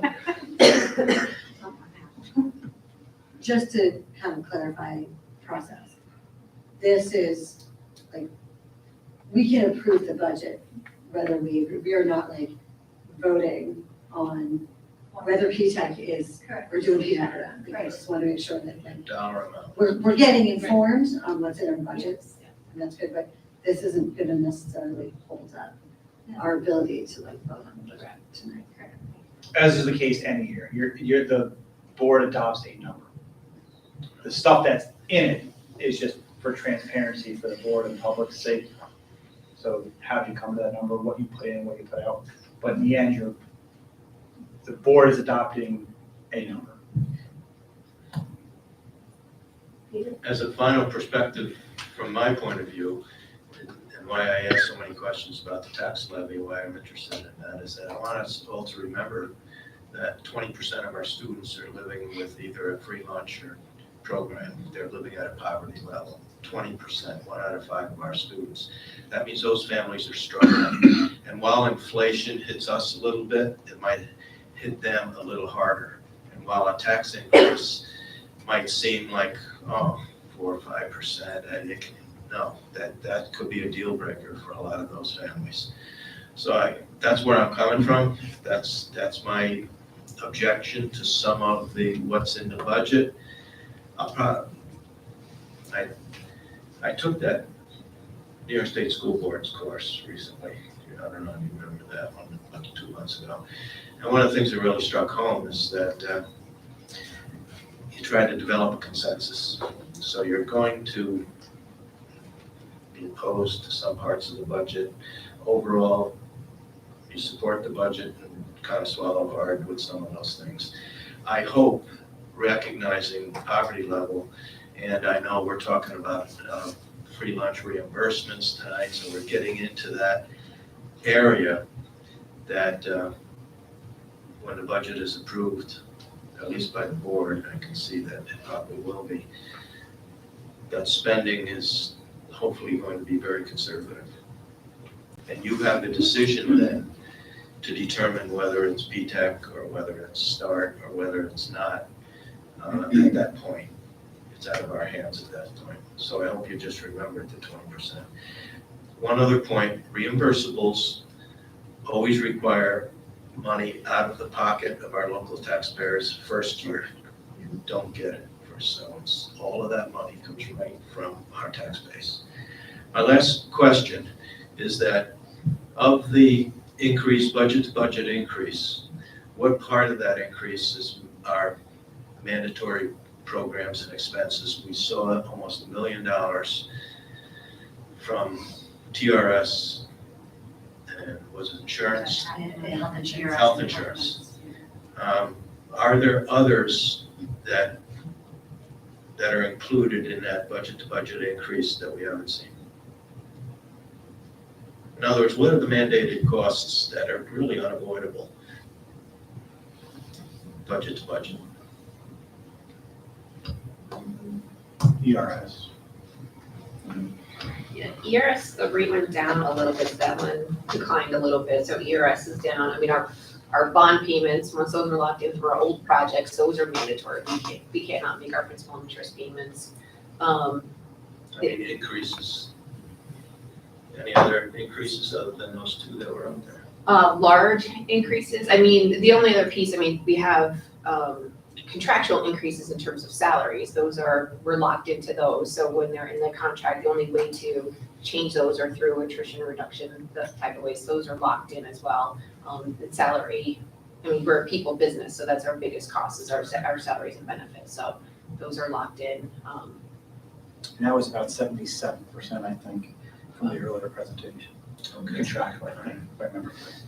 I certainly have no objections to those. I think we have the best teachers that I've ever seen in this district, and I want to make sure they're compensated fairly, as well as the custodians and support staff, all those. So, but $1 million of that increase is out of our hands, put it that way, correct?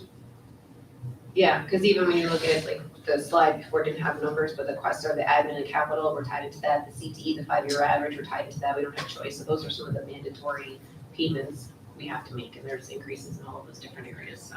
So if the budget does not get passed by the public, those mandatory increases have to be absorbed somewhere else in the budget, in the next budget. Right. Proposed. Yeah. Whether it be the same Or cuts. or cuts, right? Absorbed, that's why it gets absorbed. Yeah. Okay, thank you. Yeah, thank you, Doug. I've been through quite a few budget cycles here with the district. And I think this is a pretty well-crafted budget. I can't comment particularly on the STEM options because of my affiliation, so I'll abstain from any comments on that. I think it's because of what I've been through with the district, it's very important to look at long-term projections and not look at year to year. I know it's very tempting to do that, but as Ann pointed out, it's our fiscal responsibility to look at long-term projections, especially with inflation rising. I'm very concerned about how that's going to impact the district. So I think we have to be conservative in what we're doing. That's my 2 cents.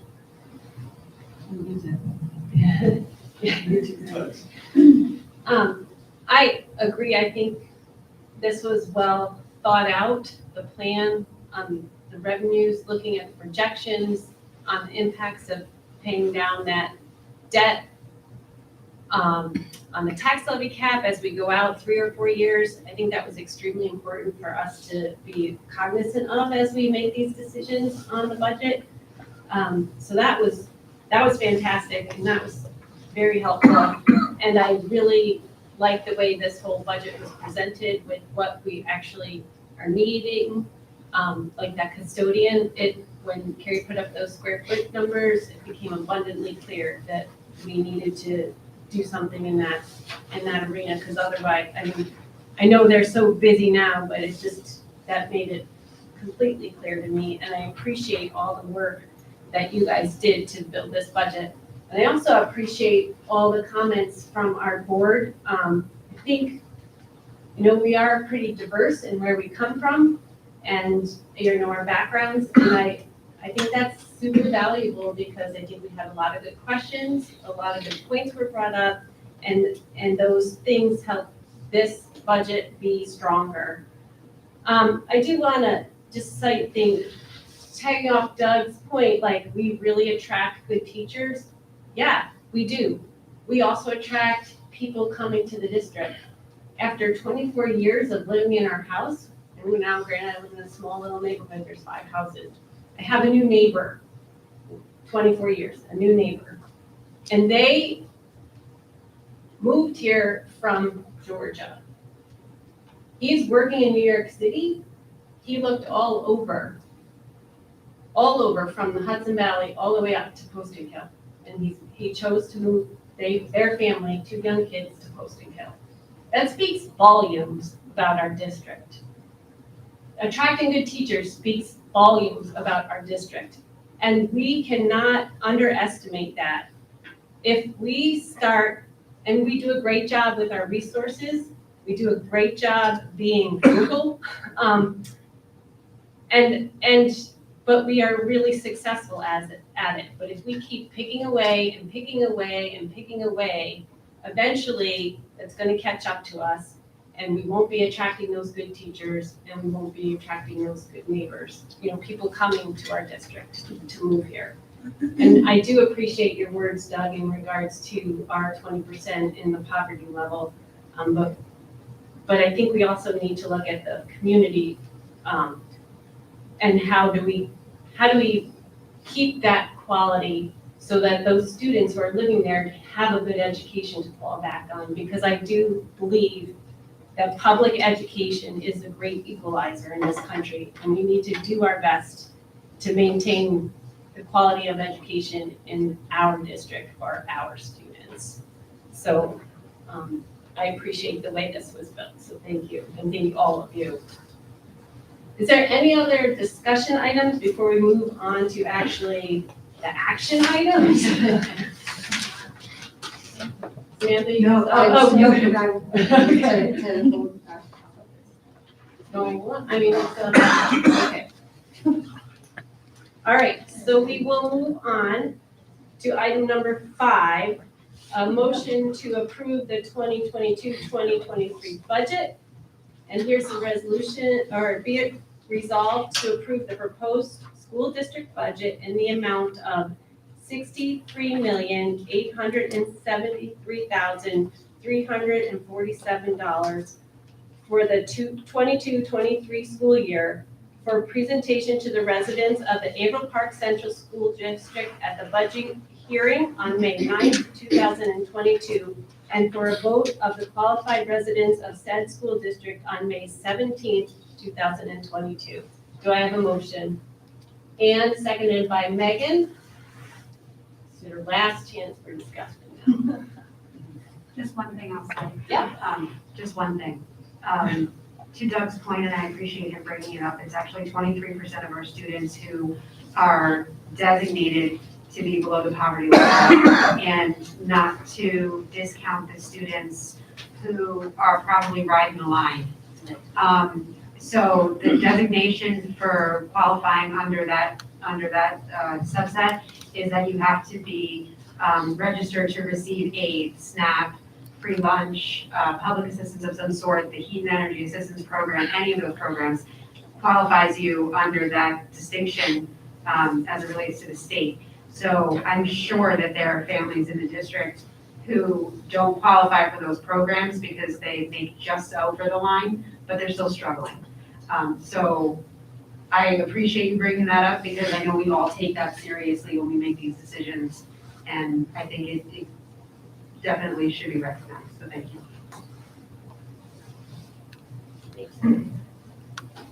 Any other discussion? Okay, hearing none, I'll call it to a vote. All those in favor? Thank you, passes unanimously.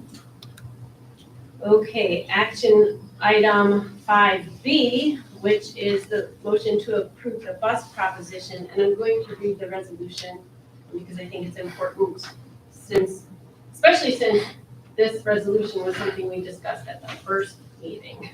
Oh, you have it up there. Yeah, I was gonna tell you I did this on purpose, but I forgot the slide was there. So I put that up. It was the last slide.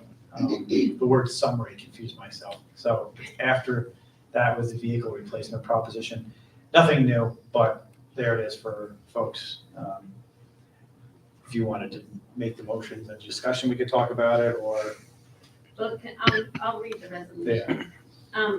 So the resolution reads, whereas the Board of Education of the Averill Park Central School District maintains a fleet of school buses for the student transportation purposes, and whereas the district bus fleet travels nearly 1 million miles a year, and whereas the average useful life of fleet buses due to terrain traveled and northeast weather conditions is about 10 years, with each bus in the fleet logging approximately 90 to 130,000 miles over that time. And whereas the Board of Education is committed to a regular and systematic fleet replacement plan, which requires an annual bus purchase vote for bus replacement and is an essential component of maintaining student safety and minimizing fleet repair and maintenance costs. And whereas the Board of Education also desires to maintain healthy, safe, and reliable facilities and grounds. And whereas the Board of Education acknowledges that to do so requires efficient, effective, and operable equipment to maintain the district's facilities and grounds. Therefore, be it resolved by the Board of Education of the Averill Park Central School District, Rensselaer County, New York, that a proposition be put forth to address the district's bus and equipment requirements as follows. Section 1, the proposition shall set forth below is hereby authorized to be submitted for the approval to the qualified voters at the annual budget vote and election to be conducted by the voting machine on the 17th of May, 2022, between the hours of 7 a.m. and 9 p.m. prevailing time in the high school auxiliary gym in the said school district. Section 2, the school district clerk is hereby authorized and directed to include as a part of the notice of the annual budget vote and election of the following regarding the said proposition. Notice is hereby further given that the said annual budget vote and election, the following propositions will be submitted.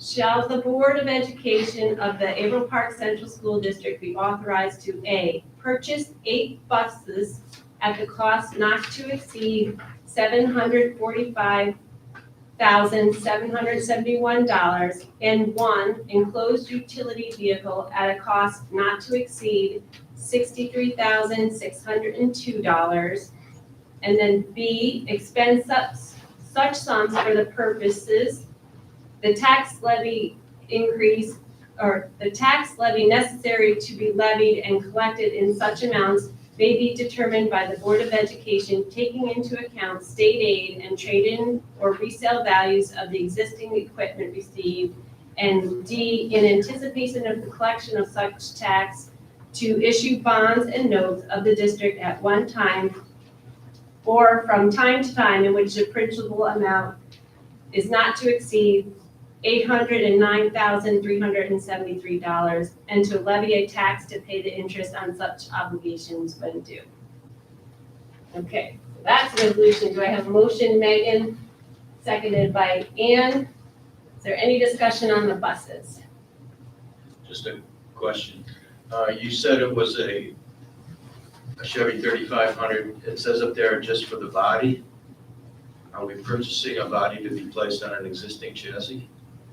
No, that's the description. It's a brand new, it's a truck. That's the description of the body. Yeah, it's gonna be an enclosed, like a covered utility body.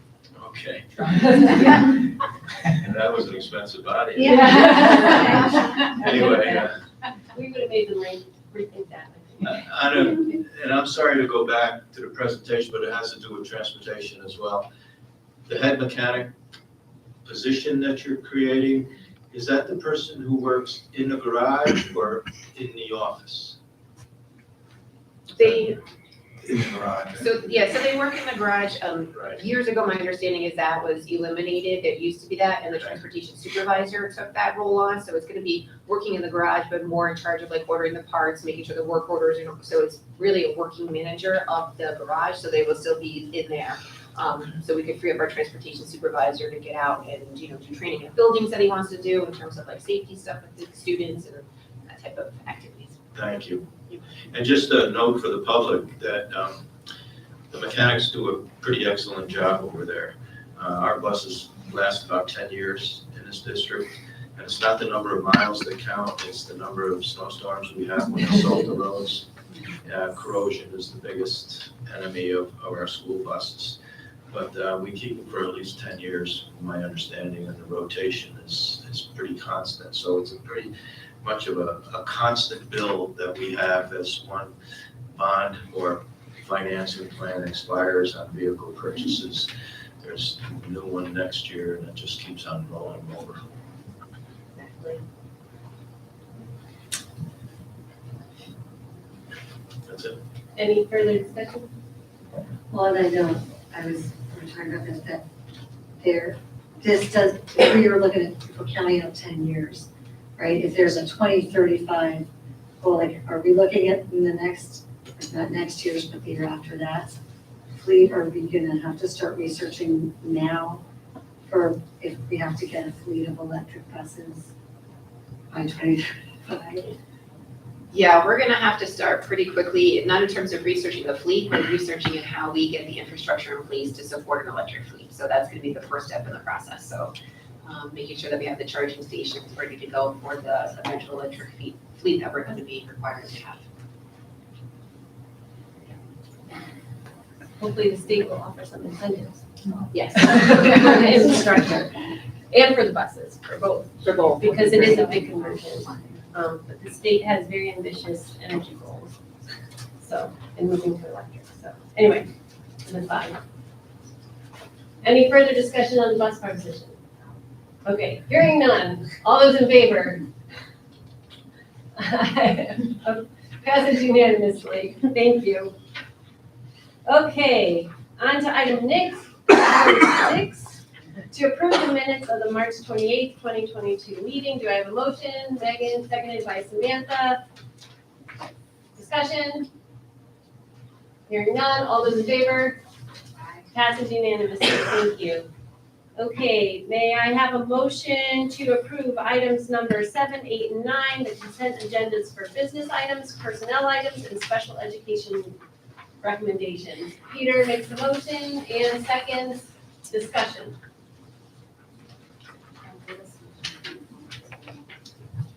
Did we do 9 and 10 in there? 7, 8, 9. 7, 8, 9. It's 7, 8, 9.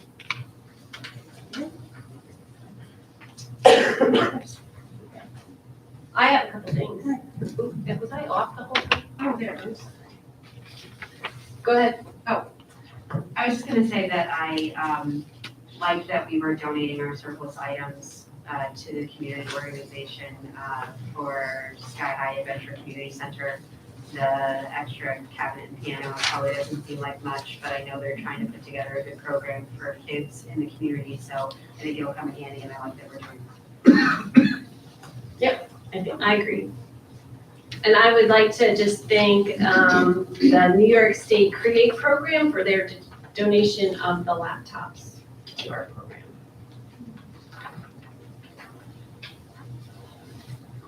And I also wanted to acknowledge 2 retirements, Laura Martin for her 27 years and Jennifer Dobert for her 25 and a half years.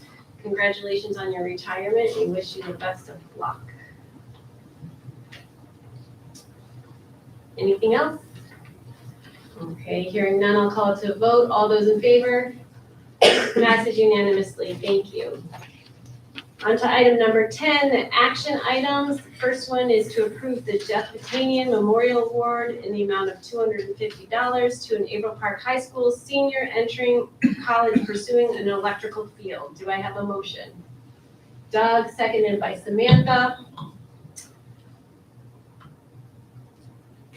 Discussion? Yeah, I'd just like to say something about Jeff. I knew Jeff, he was a friend of mine, although he's a little younger than I am.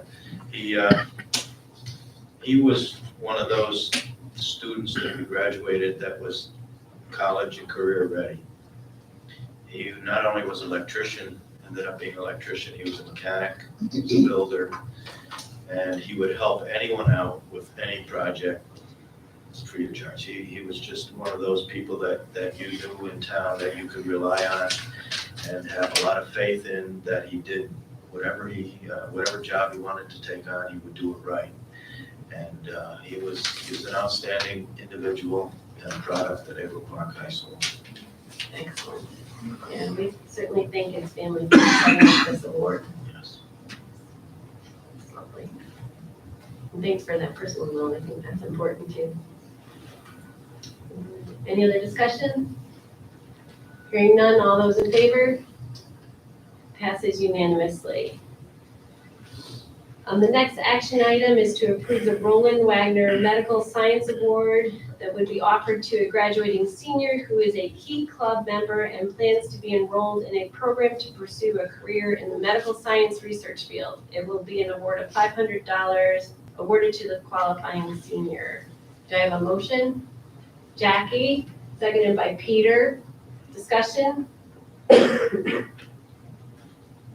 we'd like to thank the family for this award. All right, hearing no further discussion, all those in favor? And thank you, passes unanimously. Okay. Gosh, we have a lot on this agenda, huh? So we have a couple of resolutions. The first resolution is to approve the disposal of ELA materials associated with the current K-5 ELA curriculum that will be discontinued at the conclusion of the 2021-22 school year. Do I have a motion? Megan, seconded by Ann. Discussion? All those in favor? Passes unanimously. Thank you.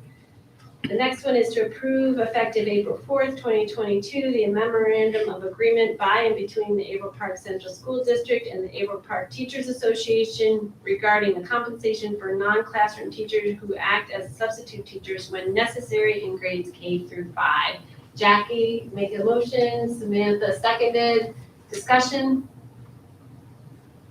I just want to point out, this is just another example of like that agility of the team concept that sort of permeates the school district. That's, I don't want to get like dorky, but it's, you know, like, I'm not going to say that one. But I mean, it really is like, you know, I cannot, your organic vote is, it's like a tiny little microcosm. And the only way it works is if everyone's kind of taking up each other's.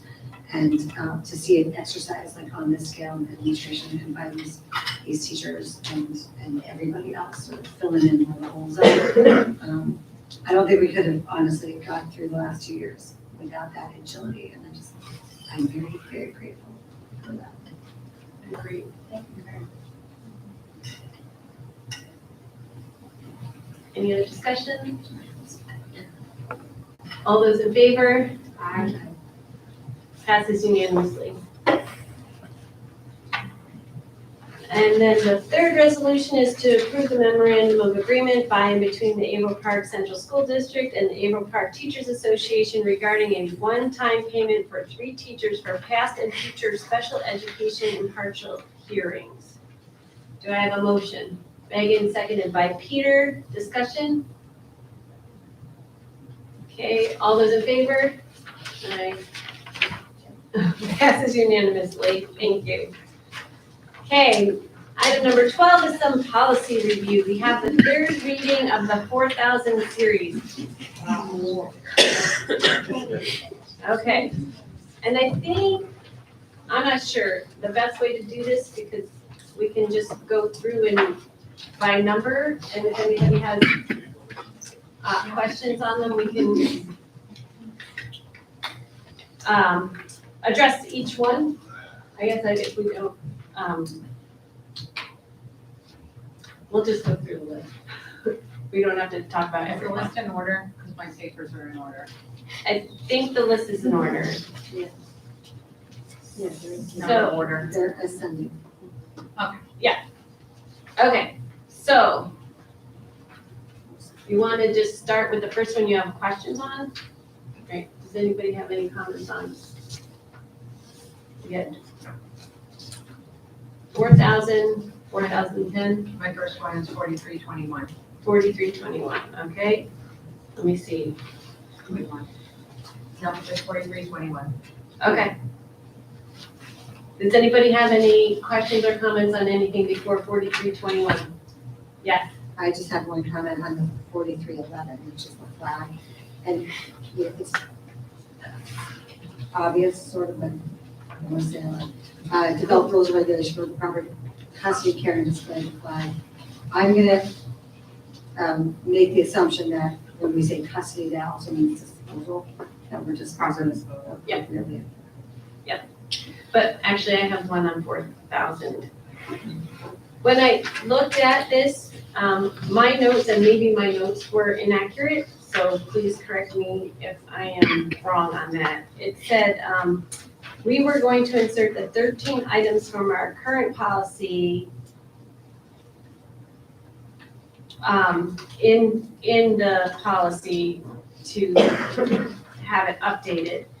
And it looks like we used the 11 items that NISBA had recommended, and not the 13 in our current policy. But maybe we decided something different, and I did not get that written down in my notes. So I wanted to just ask about that. I don't have my notes with me, but I do have a check mark next to the last sentence in the first paragraph where it says the district will adhere to the state's learning standards. I thought that we were going to use that sentence in lieu of the list. Okay, but the policy has a list. Right, but and then there was another list where we Yeah, the listed our state- standards. Yes, So that's not what you need. yes. So we're gonna use a list in lieu of the standards that NISBA had written out. Okay. So this is the second one. Yep. It read, when I compared it to my, my last iteration of this, Yep. it was the same. So I don't know Okay, so, what you had. so we had Did anybody else have anything different? yeah, I had, that we were gonna use the 13 standards in our current policy, but then we had talked about it some more, and I just don't know where we landed, so maybe I didn't Did update you my notes. compare this list to that list? Can you tell us Correct. what the other two were? No, it's a completely different list. Is it more updated? I didn't even, No, I just so compared it to. our list, our current policy was adopted in '02.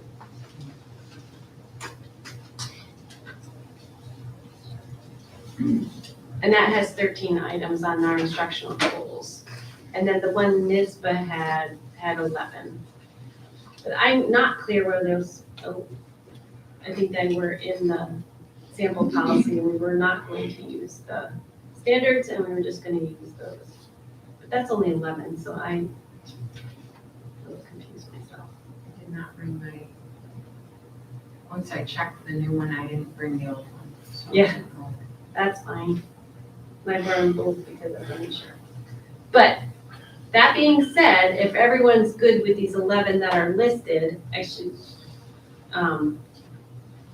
I'm okay with them too. I just was trying to reconcile my notes, so. If everyone else is good with those 11 guidelines, then I'm happy with that too.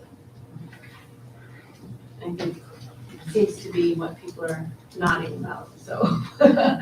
So we can move on from that one and leave it as it stands. Okay. So, on to 4321 in and of itself. Not point something, right? No, just the main page, just a couple of small, what I think are grammatical corrections. Okay. Second paragraph, first sentence. The board also shall make available special education. I think it sounds better to say shall also, or take out also. It just sounds also shall, sounded weird to me. Again, that's just a, She's what? I said she's correct. oh, Yeah. okay, it just didn't sound right. So let's strike the word also. Then in the fourth paragraph, in the last sentence, again, it says the board also will provide them. You don't need another also there. There's a lot of alsos. Right. Just saying the board will provide them with notice of such rights required by law. Okay. So we're striking two alsos on the front page of 4321. Uh-huh. Does somebody have a master's? Page two. You got that? Okay. Thank Under you. item 5, I think where it says to assure should be to ensure. EN, SURE, I think. Item number I 5. didn't actually look it up, but I think it's supposed to be ensure a timely identification. The board will appoint a committee on special education and, as appropriate, CSD subcommittees to assure. No, it should be ensure.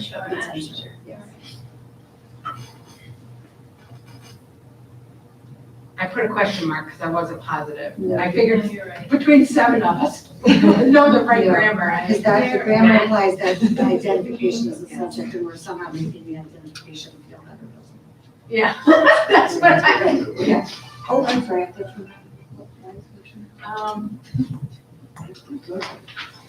that's it. Okay. So it's just small grammatical things that sounded a little weird in my head. Okay. Nope, good catches. All right, so there's 3 things in the 4321. Does anybody have anything in the next set? The 4321 point something? I have one on 4321.13, and it's really midgy. And the list on number 4, at the ending punctuation should be a semicolon and not a period. 4321.13, item number 4 of the list.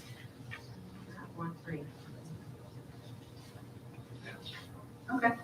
It's a period now. It's a period, so it should be a semicolon.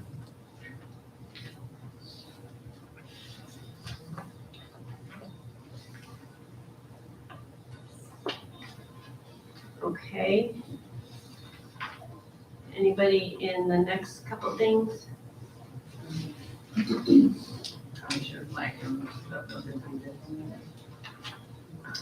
The next one I have is 4325.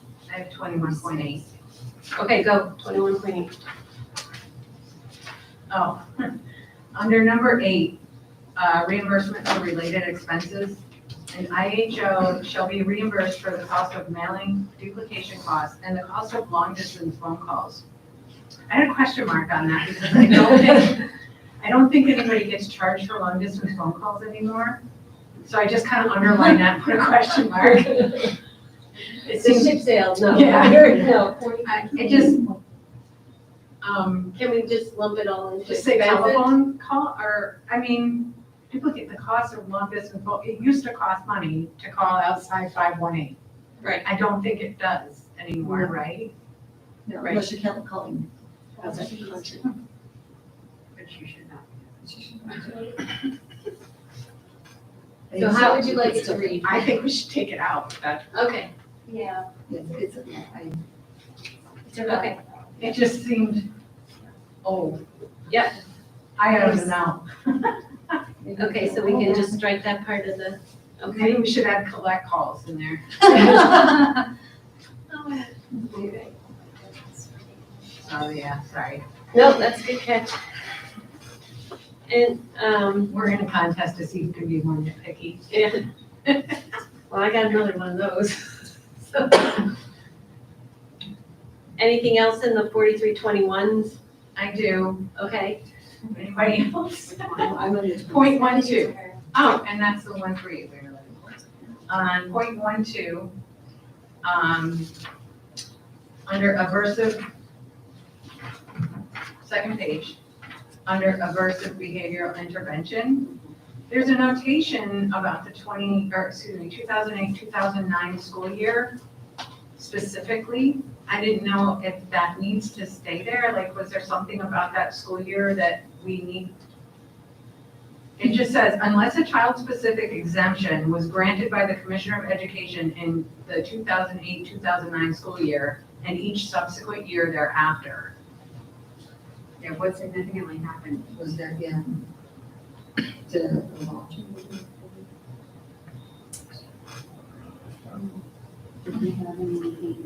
It's just when there's a specific, yes. notation of a year. Usually it relates to a law or something. Yeah. Was there some change in Yeah. regulation? or I think it something? was. I would, yeah.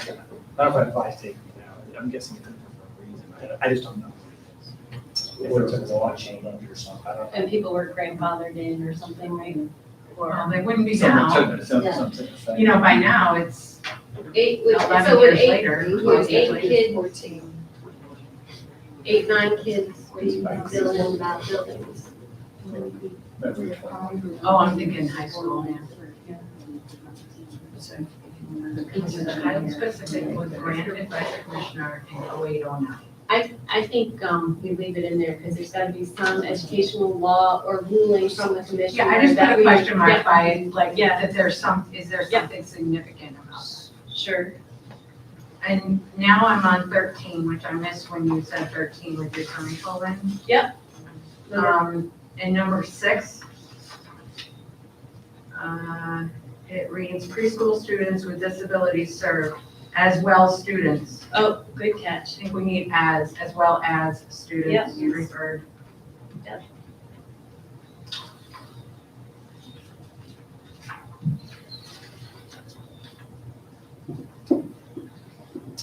What's your number, Cassie? Was number 4, the punctuation after the, No, I mean your next oh, my next one comment.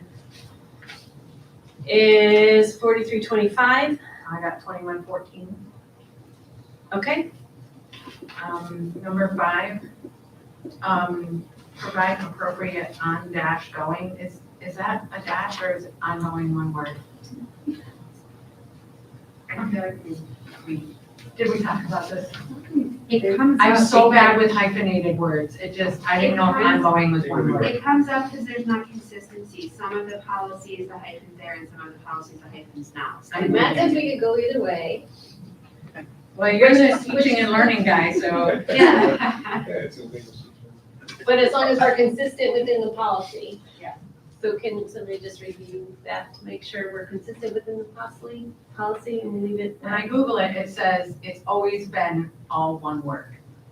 It's never been. That's how I always make. Is it on dash going or ongoing? Can we make it universal to remove the hyphen Yeah. wherever it applies Yeah. everywhere? What's that? All right, we'll remove the hyphen. Just repeat without asking. Again, I put a question mark there because Yep. I get so We'll remove the confused. hyphen. We're not taking FTEs from administrator to go back through everything. Just as we move forward. Yes, yep. Okay. And what's your, anybody else? Anything in the rest of the 4321, the whole point, 1 through 14? We're on 4325 now. Yeah, so 4325, there is a stray 4325 at the end of the last paragraph. It was probably a header on the last page, and then when we deleted all the comments from NISBA, it just is like kind of hanging out there on the last page, in the last paragraph. So I don't think we need that 4325 there. Again, with the hyphen though, a little bit further up from that, where it says district hyphen selected assessments, why do we need to have that hyphenated with? I think because district selected is an adjective for assessments. I think that one's all right. It's a descriptive, It's a designation, adjective, right? Yeah, I think, yeah. right? Because it's standing in for selected by the district. Okay, I got you. That's how it's. I hate them. I never know which way is right. All right, Thank God for Google. what's in, next one? We have 4326, 4327, 4340.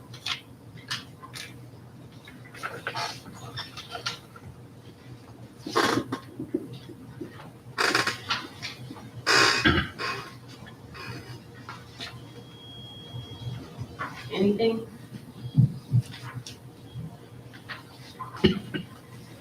Maybe I Can I- got tired. Yeah. Just about not the 4326, but the 4326, the E's, where it has the example. Yeah. So in 26, So it's a, they discuss the goals of the program in the child's language in both their native language and English.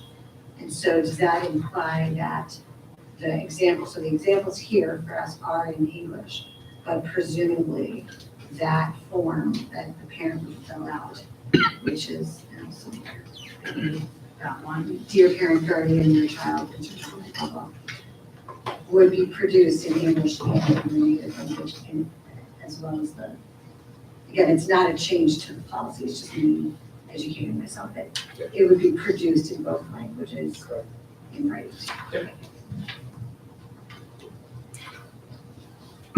All set on that one, then, for the E's? Okay.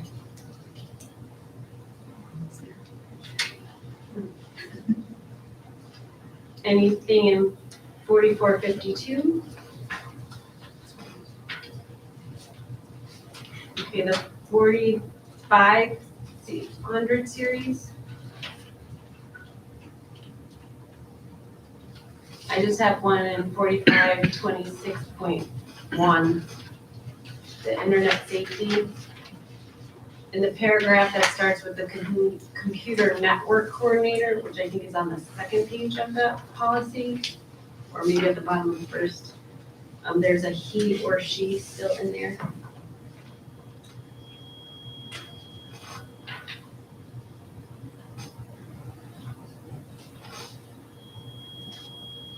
And then it says receive training on their requirements.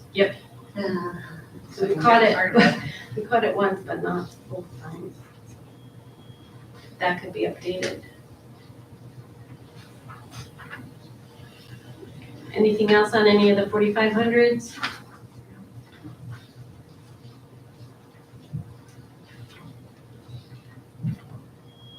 Uh, 4600, 4700s?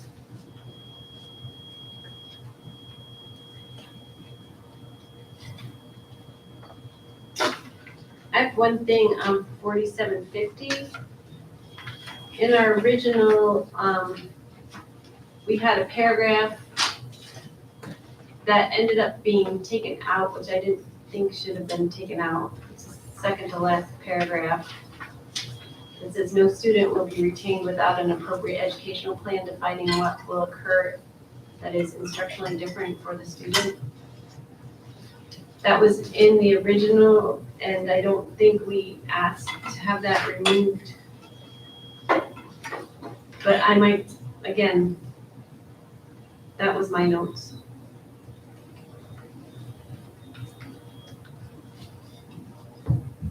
Jesse, for this one, we did go back to the administrators and had them Okay. take a look at it to confirm that this matched what, the process has been. Okay, So it's possible, I'd have to go back and look at notes, but it's possible they recommended removing something okay, because it lined up with, what we do. Okay. So I would have to go back and double check the notes on that one. Okay.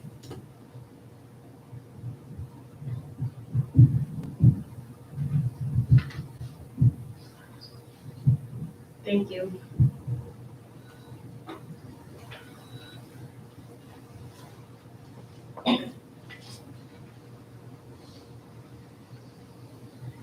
Anything else on the 4700s?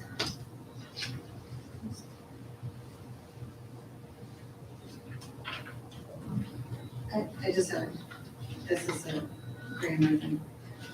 On 4750, there's a bullet list that has semicolon, I don't know if you speak, commas. Totally minor. Oh, under number 1. Academic to.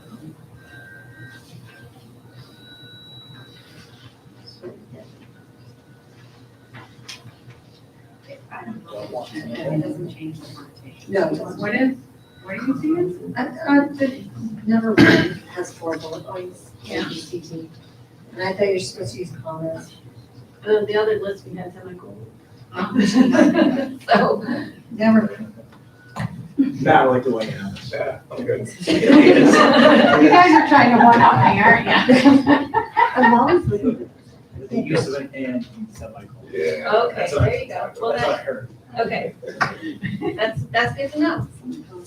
All right, so we leave that one as it stands. So anything else on the 4,700? 4,800? Going once? No. Okay. So beyond that one, the 4,750 with Kim needing to confirm that was a staff takeout based on our actual process. Does anybody have any thoughts on these policies?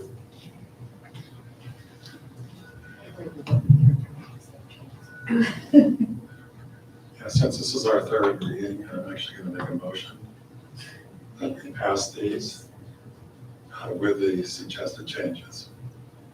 Great idea. And second, all right. Third and fourth. Great idea. All right, does anybody have any questions, comments on that? So the motion is to adopt these policies with those changes that we just talked about. And assuming that paragraph is stricken, if we need to put it back in, we can do that as an individual one the next time. Yes. We'll put it back in. Okay. But assuming that was a staff correction based on our current process. Okay. I like this motion to get these off the table because this was a huge series and a big chunk of work that we went through, and it's taken us a really long time. Because I think I have a date on my first set that says April of last year. So, happy to bring this to a vote to approve these policies for under series. All those in favor? Aye. Passes unanimously. Yay. All right, thank We're you. now halfway done with the policy. Oh, yay. Talk about Zero. gloom and doom. 0, 1, 2, 3, 4. Excellent. We've reached halftime. Okay, so on to 8505, the first reading, policy 8505. This is not the first reading. No, Yeah. well, it's the first reading of the new, we had an update. Kim, do you want to explain this? Yeah, so, Yep. NISBA was late in reviewing this one, so once they read over, they made a minor, I guess somewhat minor suggestion, which I made it like, it's probably gray on your copy, or it's yellow, if you see it Highlighted, yep. online. So that yellow highlighted it clause is what they had recommended. It was, because we had talked about having parents reach out for any unused funds if they leave the district. NISBA suggested we should notify parents of the process. And then it's up to parents to follow the process, but, so that was that one tweak they had recommended. So yes, you've already adopted it, so this is really just that update to what they recommend. Yeah.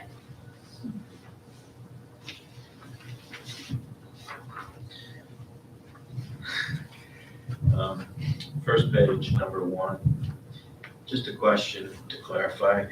It says, to comply with state guidelines and maintain a system for accounting for charged meals regarding both full and reduced price meals, the board shall allow only regular reimbursable meals to be charged, excluding extras such as a la carte items, side dishes.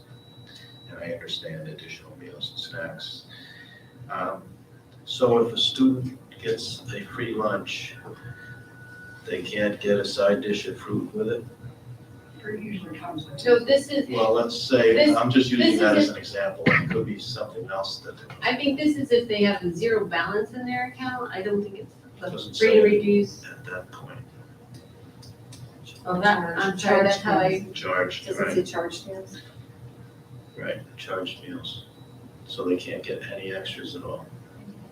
If they have a balance. Charge Doesn't that meals. go against the philosophy that is espoused throughout this entire thing is not to separate them from other students? No, it's, Make it if, different. so this was back before we had free lunches for all. If a student had a deficit in their account, so they already had a negative balance, so they were charging this, they weren't using the money they had in their account, then they could only get the regular plated lunch. They couldn't get an ice cream and a bag of chips for, as while they had their negative balance. That's the way I Doesn't understand this it. preclude all of that by setting this at the beginning of the resolution? I'm sorry, I don't understand what you're asking. Maybe it's not important. No, It's just that it seems as though the theory here is that they're not gonna have special cards, they're not gonna wear armbands, didn't say they're a free or reduced lunch student. And yet when they get in line, they have to take the meal, the strict meal that's given to them, and they can't get any side dishes with it, so it's. I don't think this is about free and reduced. I mean, it's including Yeah, free and so it's reduced, but right it's also full price meals. The policy isn't about, designating a free and reduced lunch student as you're only allowed to get the regular plated meal. What it's saying is if you have a negative balance, you can't charge anything over and above a regular meal only. You can't add Doesn't say anything that. to it. Yeah, it does. No, it doesn't, not in the That's what beginning. it says to Well, no, me. that's, I think Not that's in what the the first charged meals, so it's, okay, will allow students who don't have enough funds to charge. So I at some point set up the electronic thing and it, somehow I linked it to my bank account. But if I hadn't done that, like before I did that, I would get an email that said like, your balance is not wrong. And if I didn't We talked about this. do that, right? If I didn't do that and my daughters got to 0, they wouldn't get into the line and then they would be like, you're at 0, took Mickey's, and I wouldn't have to send them with, like, if I didn't send them, they would get lunch. But then once it gets into negative and I'm still not bringing my balance back up to 0, above 0, then they can get the meal. They just can't get like the chips and the ice cream and the. Or like, for example, I had to cut my kids off.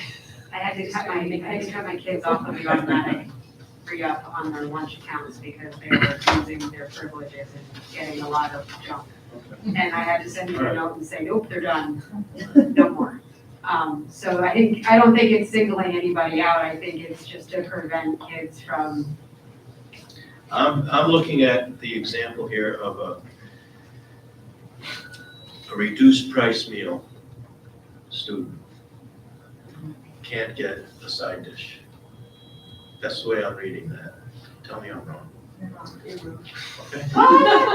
That's the way I'm reading it. The way I'm reading it is that it's for charged meals regarding both full and reduced price up in that sentence. So I see it as both. Yeah, so it's for charged meals, it's not for I see. students who get the free and reduced lunch. It's for kids who purchase. Okay. That's the whole policy is around Okay, those students. okay, I got you. All right, Okay. all right. All right, As someone who went through their entire school career with free lunch, I get it. And we had to say our name and we had to write it down and it was humiliating. And, among many other things, but, this, I think, is just addressing the fact that we're not gonna say you can't get a meal when you have a 0 or negative balance. You can still get a meal, you just can't add extras. And I believe the meal includes, the full fruit, vegetable, main dish, et cetera, the drink, the milk. It's just saying that Samantha said, you can't get chips, you can't get ice cream, you can't go back through the line and get an extra slice of pizza. You get a meal and you can charge that and go further into the negative. But if you're in the negative or at 0, you just can't get extras, that's all. You can still continue to charge meals. So can I say like the side dishes thing, did throw me, because it's like, you can have the burger without the fries, like that's. But then, right, I was weird. But then I looked at her like, why would you do? Crazy, like, serve a burger without french fries. But I think it's that you can't just get the side dish. The spirit of that, to me, said, there's like, you know, kudos to the food service staff of like, and you can see how they craft the menus to actually have like healthy food for the kids. And it's like way better than what we ate when we were kids. But, so the idea is to get the healthy thing into the kids. But like, if you're getting any food, you're getting the good stuff and not the chips, like, don't, like, the chips. You got it. My youngest and chips, she eats chips forever. Okay. Any further discussion? on So this really, topic? the only thing that you're asking us to review is this highlighted sentence. where the Correct. district will inform the parent guardian of the process. Is there some way that we can implement that, like, in a mass situation? In my professional status, we've got situations where we have to be careful about informing and not universally informing, because we have to make sure we do it for everybody so that we don't, like, if we miss somebody, then we would be wrong. These are for students departing the district. Oh, okay, so like, So is there it's like just a, strictly for that, is if they leave because they move or they graduate, then we inform them of a process to get their money back. but there's like a universal procedure in place to make sure that nobody gets missed, is my question.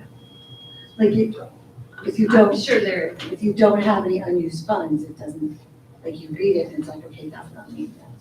Or you read it and it's $2.60 and you're like, yeah.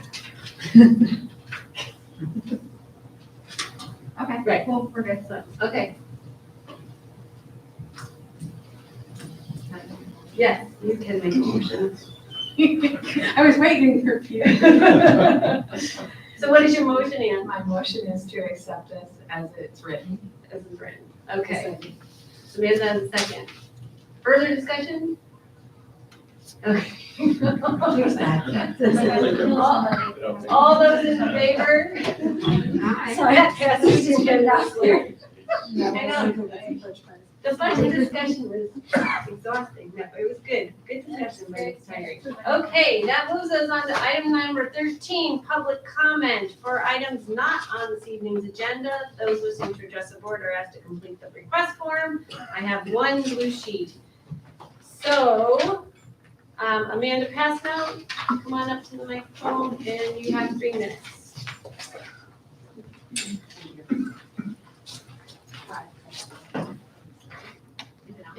He'll get it.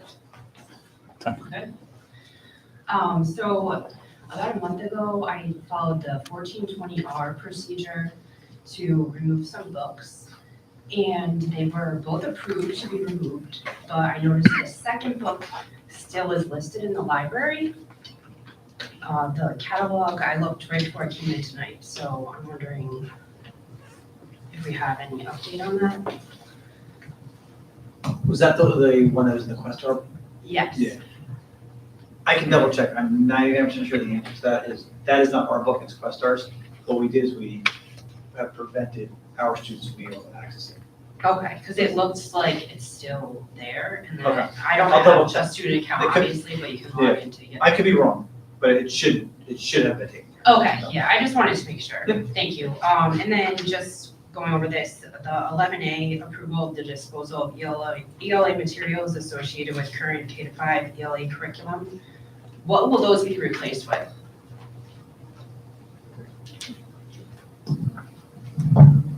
The last May, the K-5 teachers, there's a committee that was formed.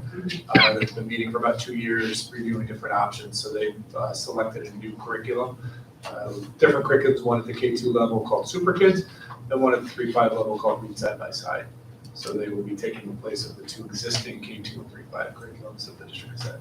Okay, is this coming from state ed at all? Like, are they prescribing this program? What's Well, it's a local decision, what Okay. curriculum we can choose. They reviewed, I think 7 different curriculums over the 2 years that the committee met.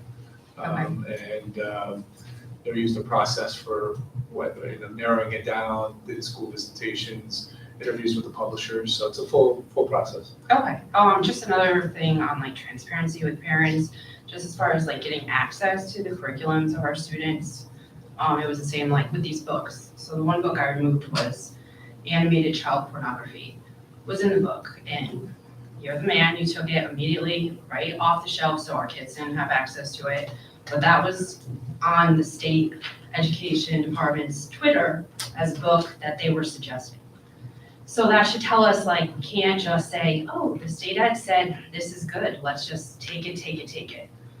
I mean, I don't want my kids exposed to that. I would hope nobody would want that for their kids, you know? And then this other book with the Westar, you know, it's kind of like pedophilia erotica. So, you know, why are our kids getting access to that? I'm just one mom. I work, we have a lot of activities. This has become like a full-time job. And you guys are great.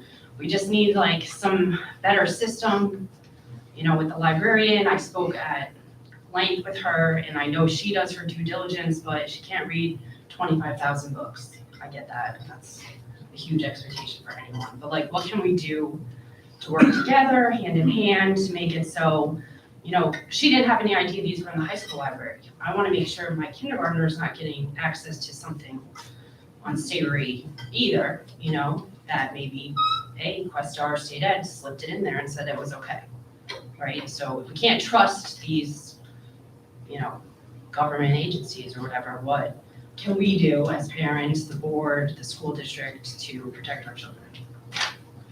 So if we could just maybe work on that, I would appreciate it. Thank you. All right, thank you. Appreciate your comments. On to item number 14, board member reports. Jackie.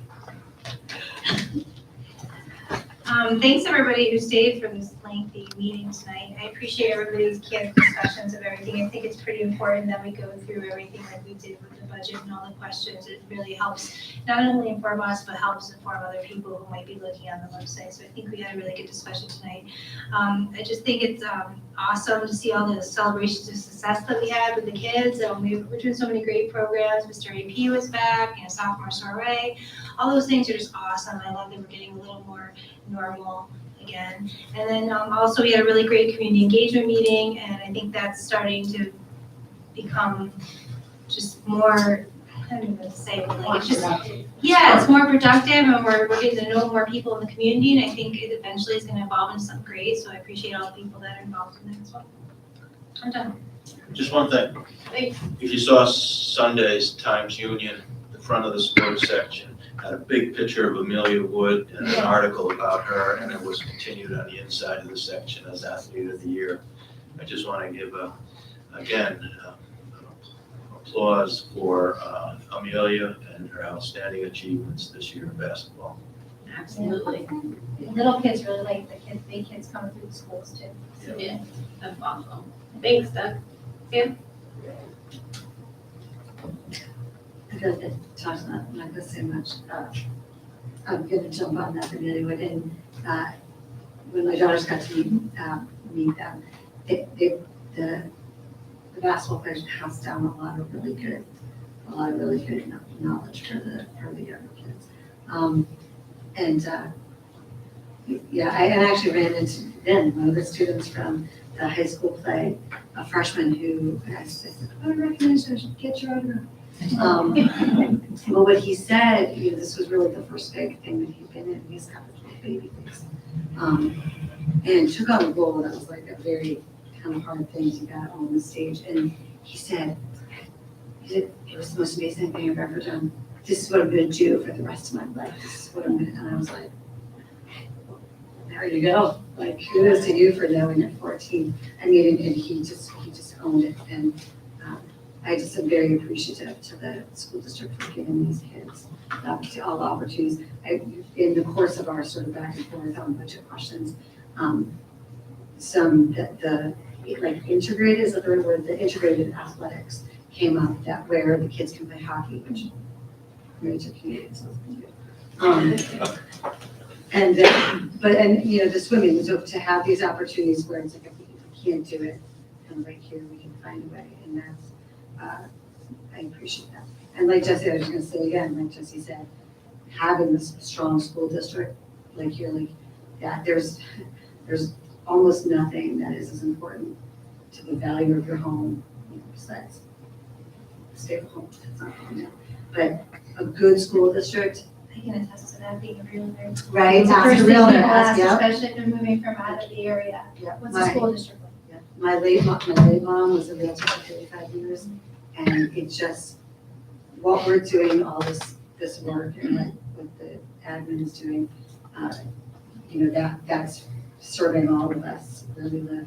And then the last thing I want to say is, I do hope that we can advocate for the state. Like, as a new board member, I remember going on and like trying to figure out the foundation aid, like how that all worked, and it's really hard to actually pin it down. Like, it doesn't make any sense, and I still like that.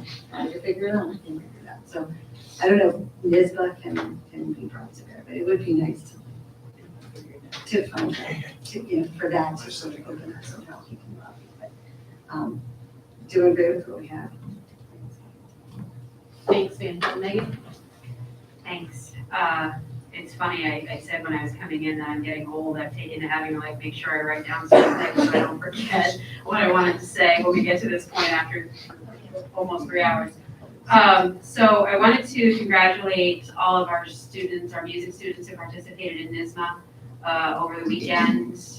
There's a lot of effort that gets put into learning an instrument, and it's a lot of pressure sometimes to get up there and play your instrument in front of a crowd of judges who don't know you and don't know anything about you and to be judged. So congratulations and kudos to them. I believe it was middle school and high school students that participated in that, so good job.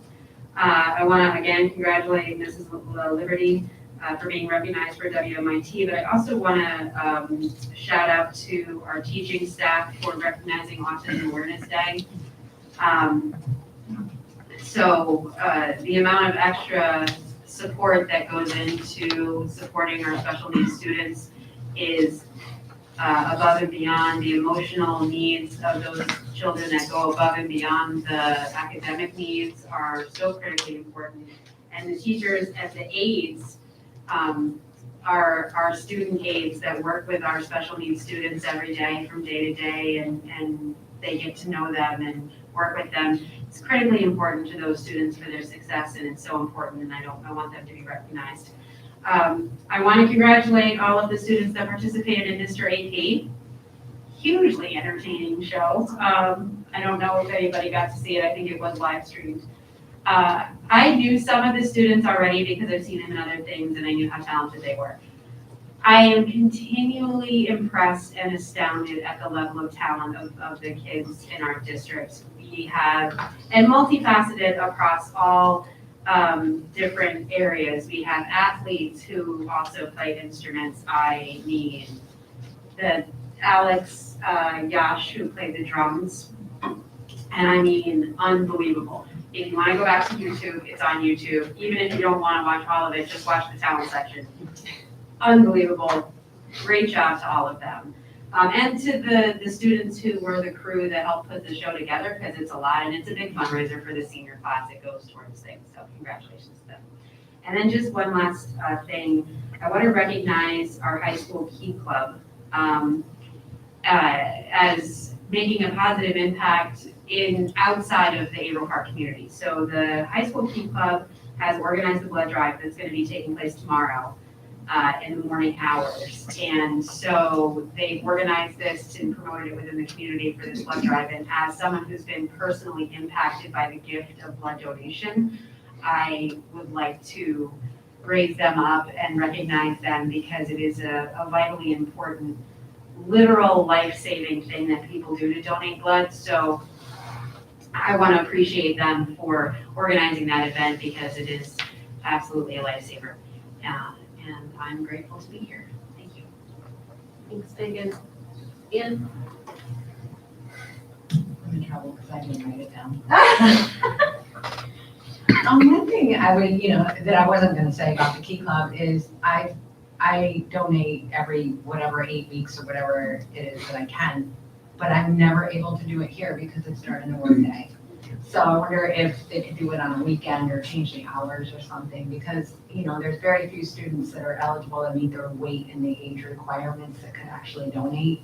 So I wonder if they could just do it on a more convenient time for those of us who work.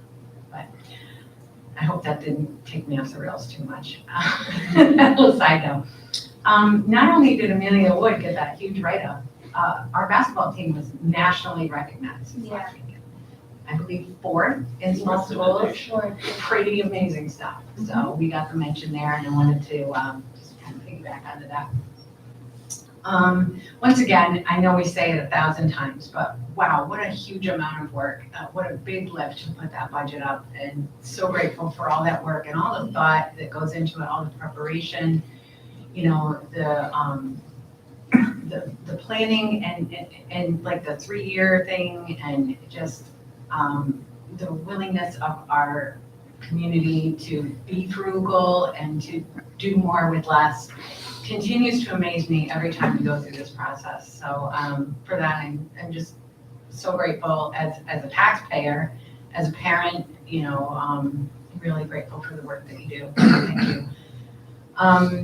Geez, I probably shouldn't have done it in this order because, and kind of on a note, but I agree with you about those books. That was appalling. And what it kind of brings back to me is that we're a board, we're an administration, you have your library and tech people, you have your state people. No one group is responsible for everything. So we have to work together. We have to communicate like this community engagement team in these open meetings. And, the discussions we have about the budget, we're not an island. We really have to work together to protect and to raise our children. It takes a village, so to speak. And I'm so grateful that you or whoever found them. And I'm, kind of left with the question of how did this get through? I realize you can't possibly read and review 25,000 or whatever it is, someone somewhere along the way. And I'm grateful that it was you or another parent or whoever.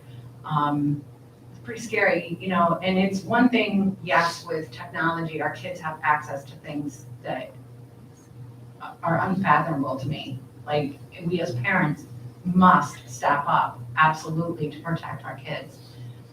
But putting it in our school, that's another level. And I'm so grateful that we have parents that are involved and that care and that step forward when it's not the easy thing to do. When you work and you're running around with your kids and trying to clean your house and get the dishes done and the bills paid, and I get it, and have just one more thing to do. But, it's a positive impact for the whole community. It's important if you have something to say to get up and say it, because we need to hear it. I'm grateful for that. So thank you. Thanks, Sue. I'm going to be brief because the hour is getting late. What are you saying? That's it. I want to comment on Sam's advocacy initiative. We're on a mailing list where we get notifications of NSBA advocacy. I've been on quite a few of those, meeting with local legislators and state legislators. It's very important for us as a board to talk to legislators about representing small schools especially. And it was reflected in our budget presentation that we're often underrepresented in terms of the amount of money that we receive from the state. The larger, more vocal city type schools definitely disproportionately get more funding than I think we deserve. So it's important for us to step out and be a voice. That's the only way we get noticed. The other thing I wanted to comment about was the reputation of our district that was discussed. That's why my family ended up in this district. We came up from Long Island. I moved up first. And the first thing I asked the realtor was, what are the good school districts in the area? And some people were pointing out, oh, you know, the big ones up north, you know, they have all the shopping centers around, that sort of thing. That's not my way of life. I'm interested in my kids and what the school district can give to them. And it's really been an honor to serve on the school board in a district like this, which promotes kids' education at all levels. So I'm very proud to be part of that. Finally, it's going to be my last budget participation process because I'm not going to be running again. But the board puts in a lot of hard work, as does the administration, and we really appreciate the administration's efforts and what they bring to us. So I want to thank you for that. And I'll end it at that. Thank you. Thank you, Peter. I too wanted to say thank you to the administration for their thoughtfulness and their hard work in putting together this budget and the way it was presented this year, which has been different from the past, but I think very helpful in terms of us understanding the high-level needs that we as a district are facing. So I appreciate that, and I also appreciate the good work of the board asking the thoughtful questions and you know, helping it to become a more robust and thorough budget in the end. So I think we've had a lot of work, but I think it was well done, and hopefully in May we will see the fruits of that. So we'll start bugging people to get out and vote in another couple weeks here. So I think that's it for tonight. So Megan, yes. Motion to adjourn. Jackie seconds. All those in favor? Aye. Have a good night, everyone. Thank you. We're not.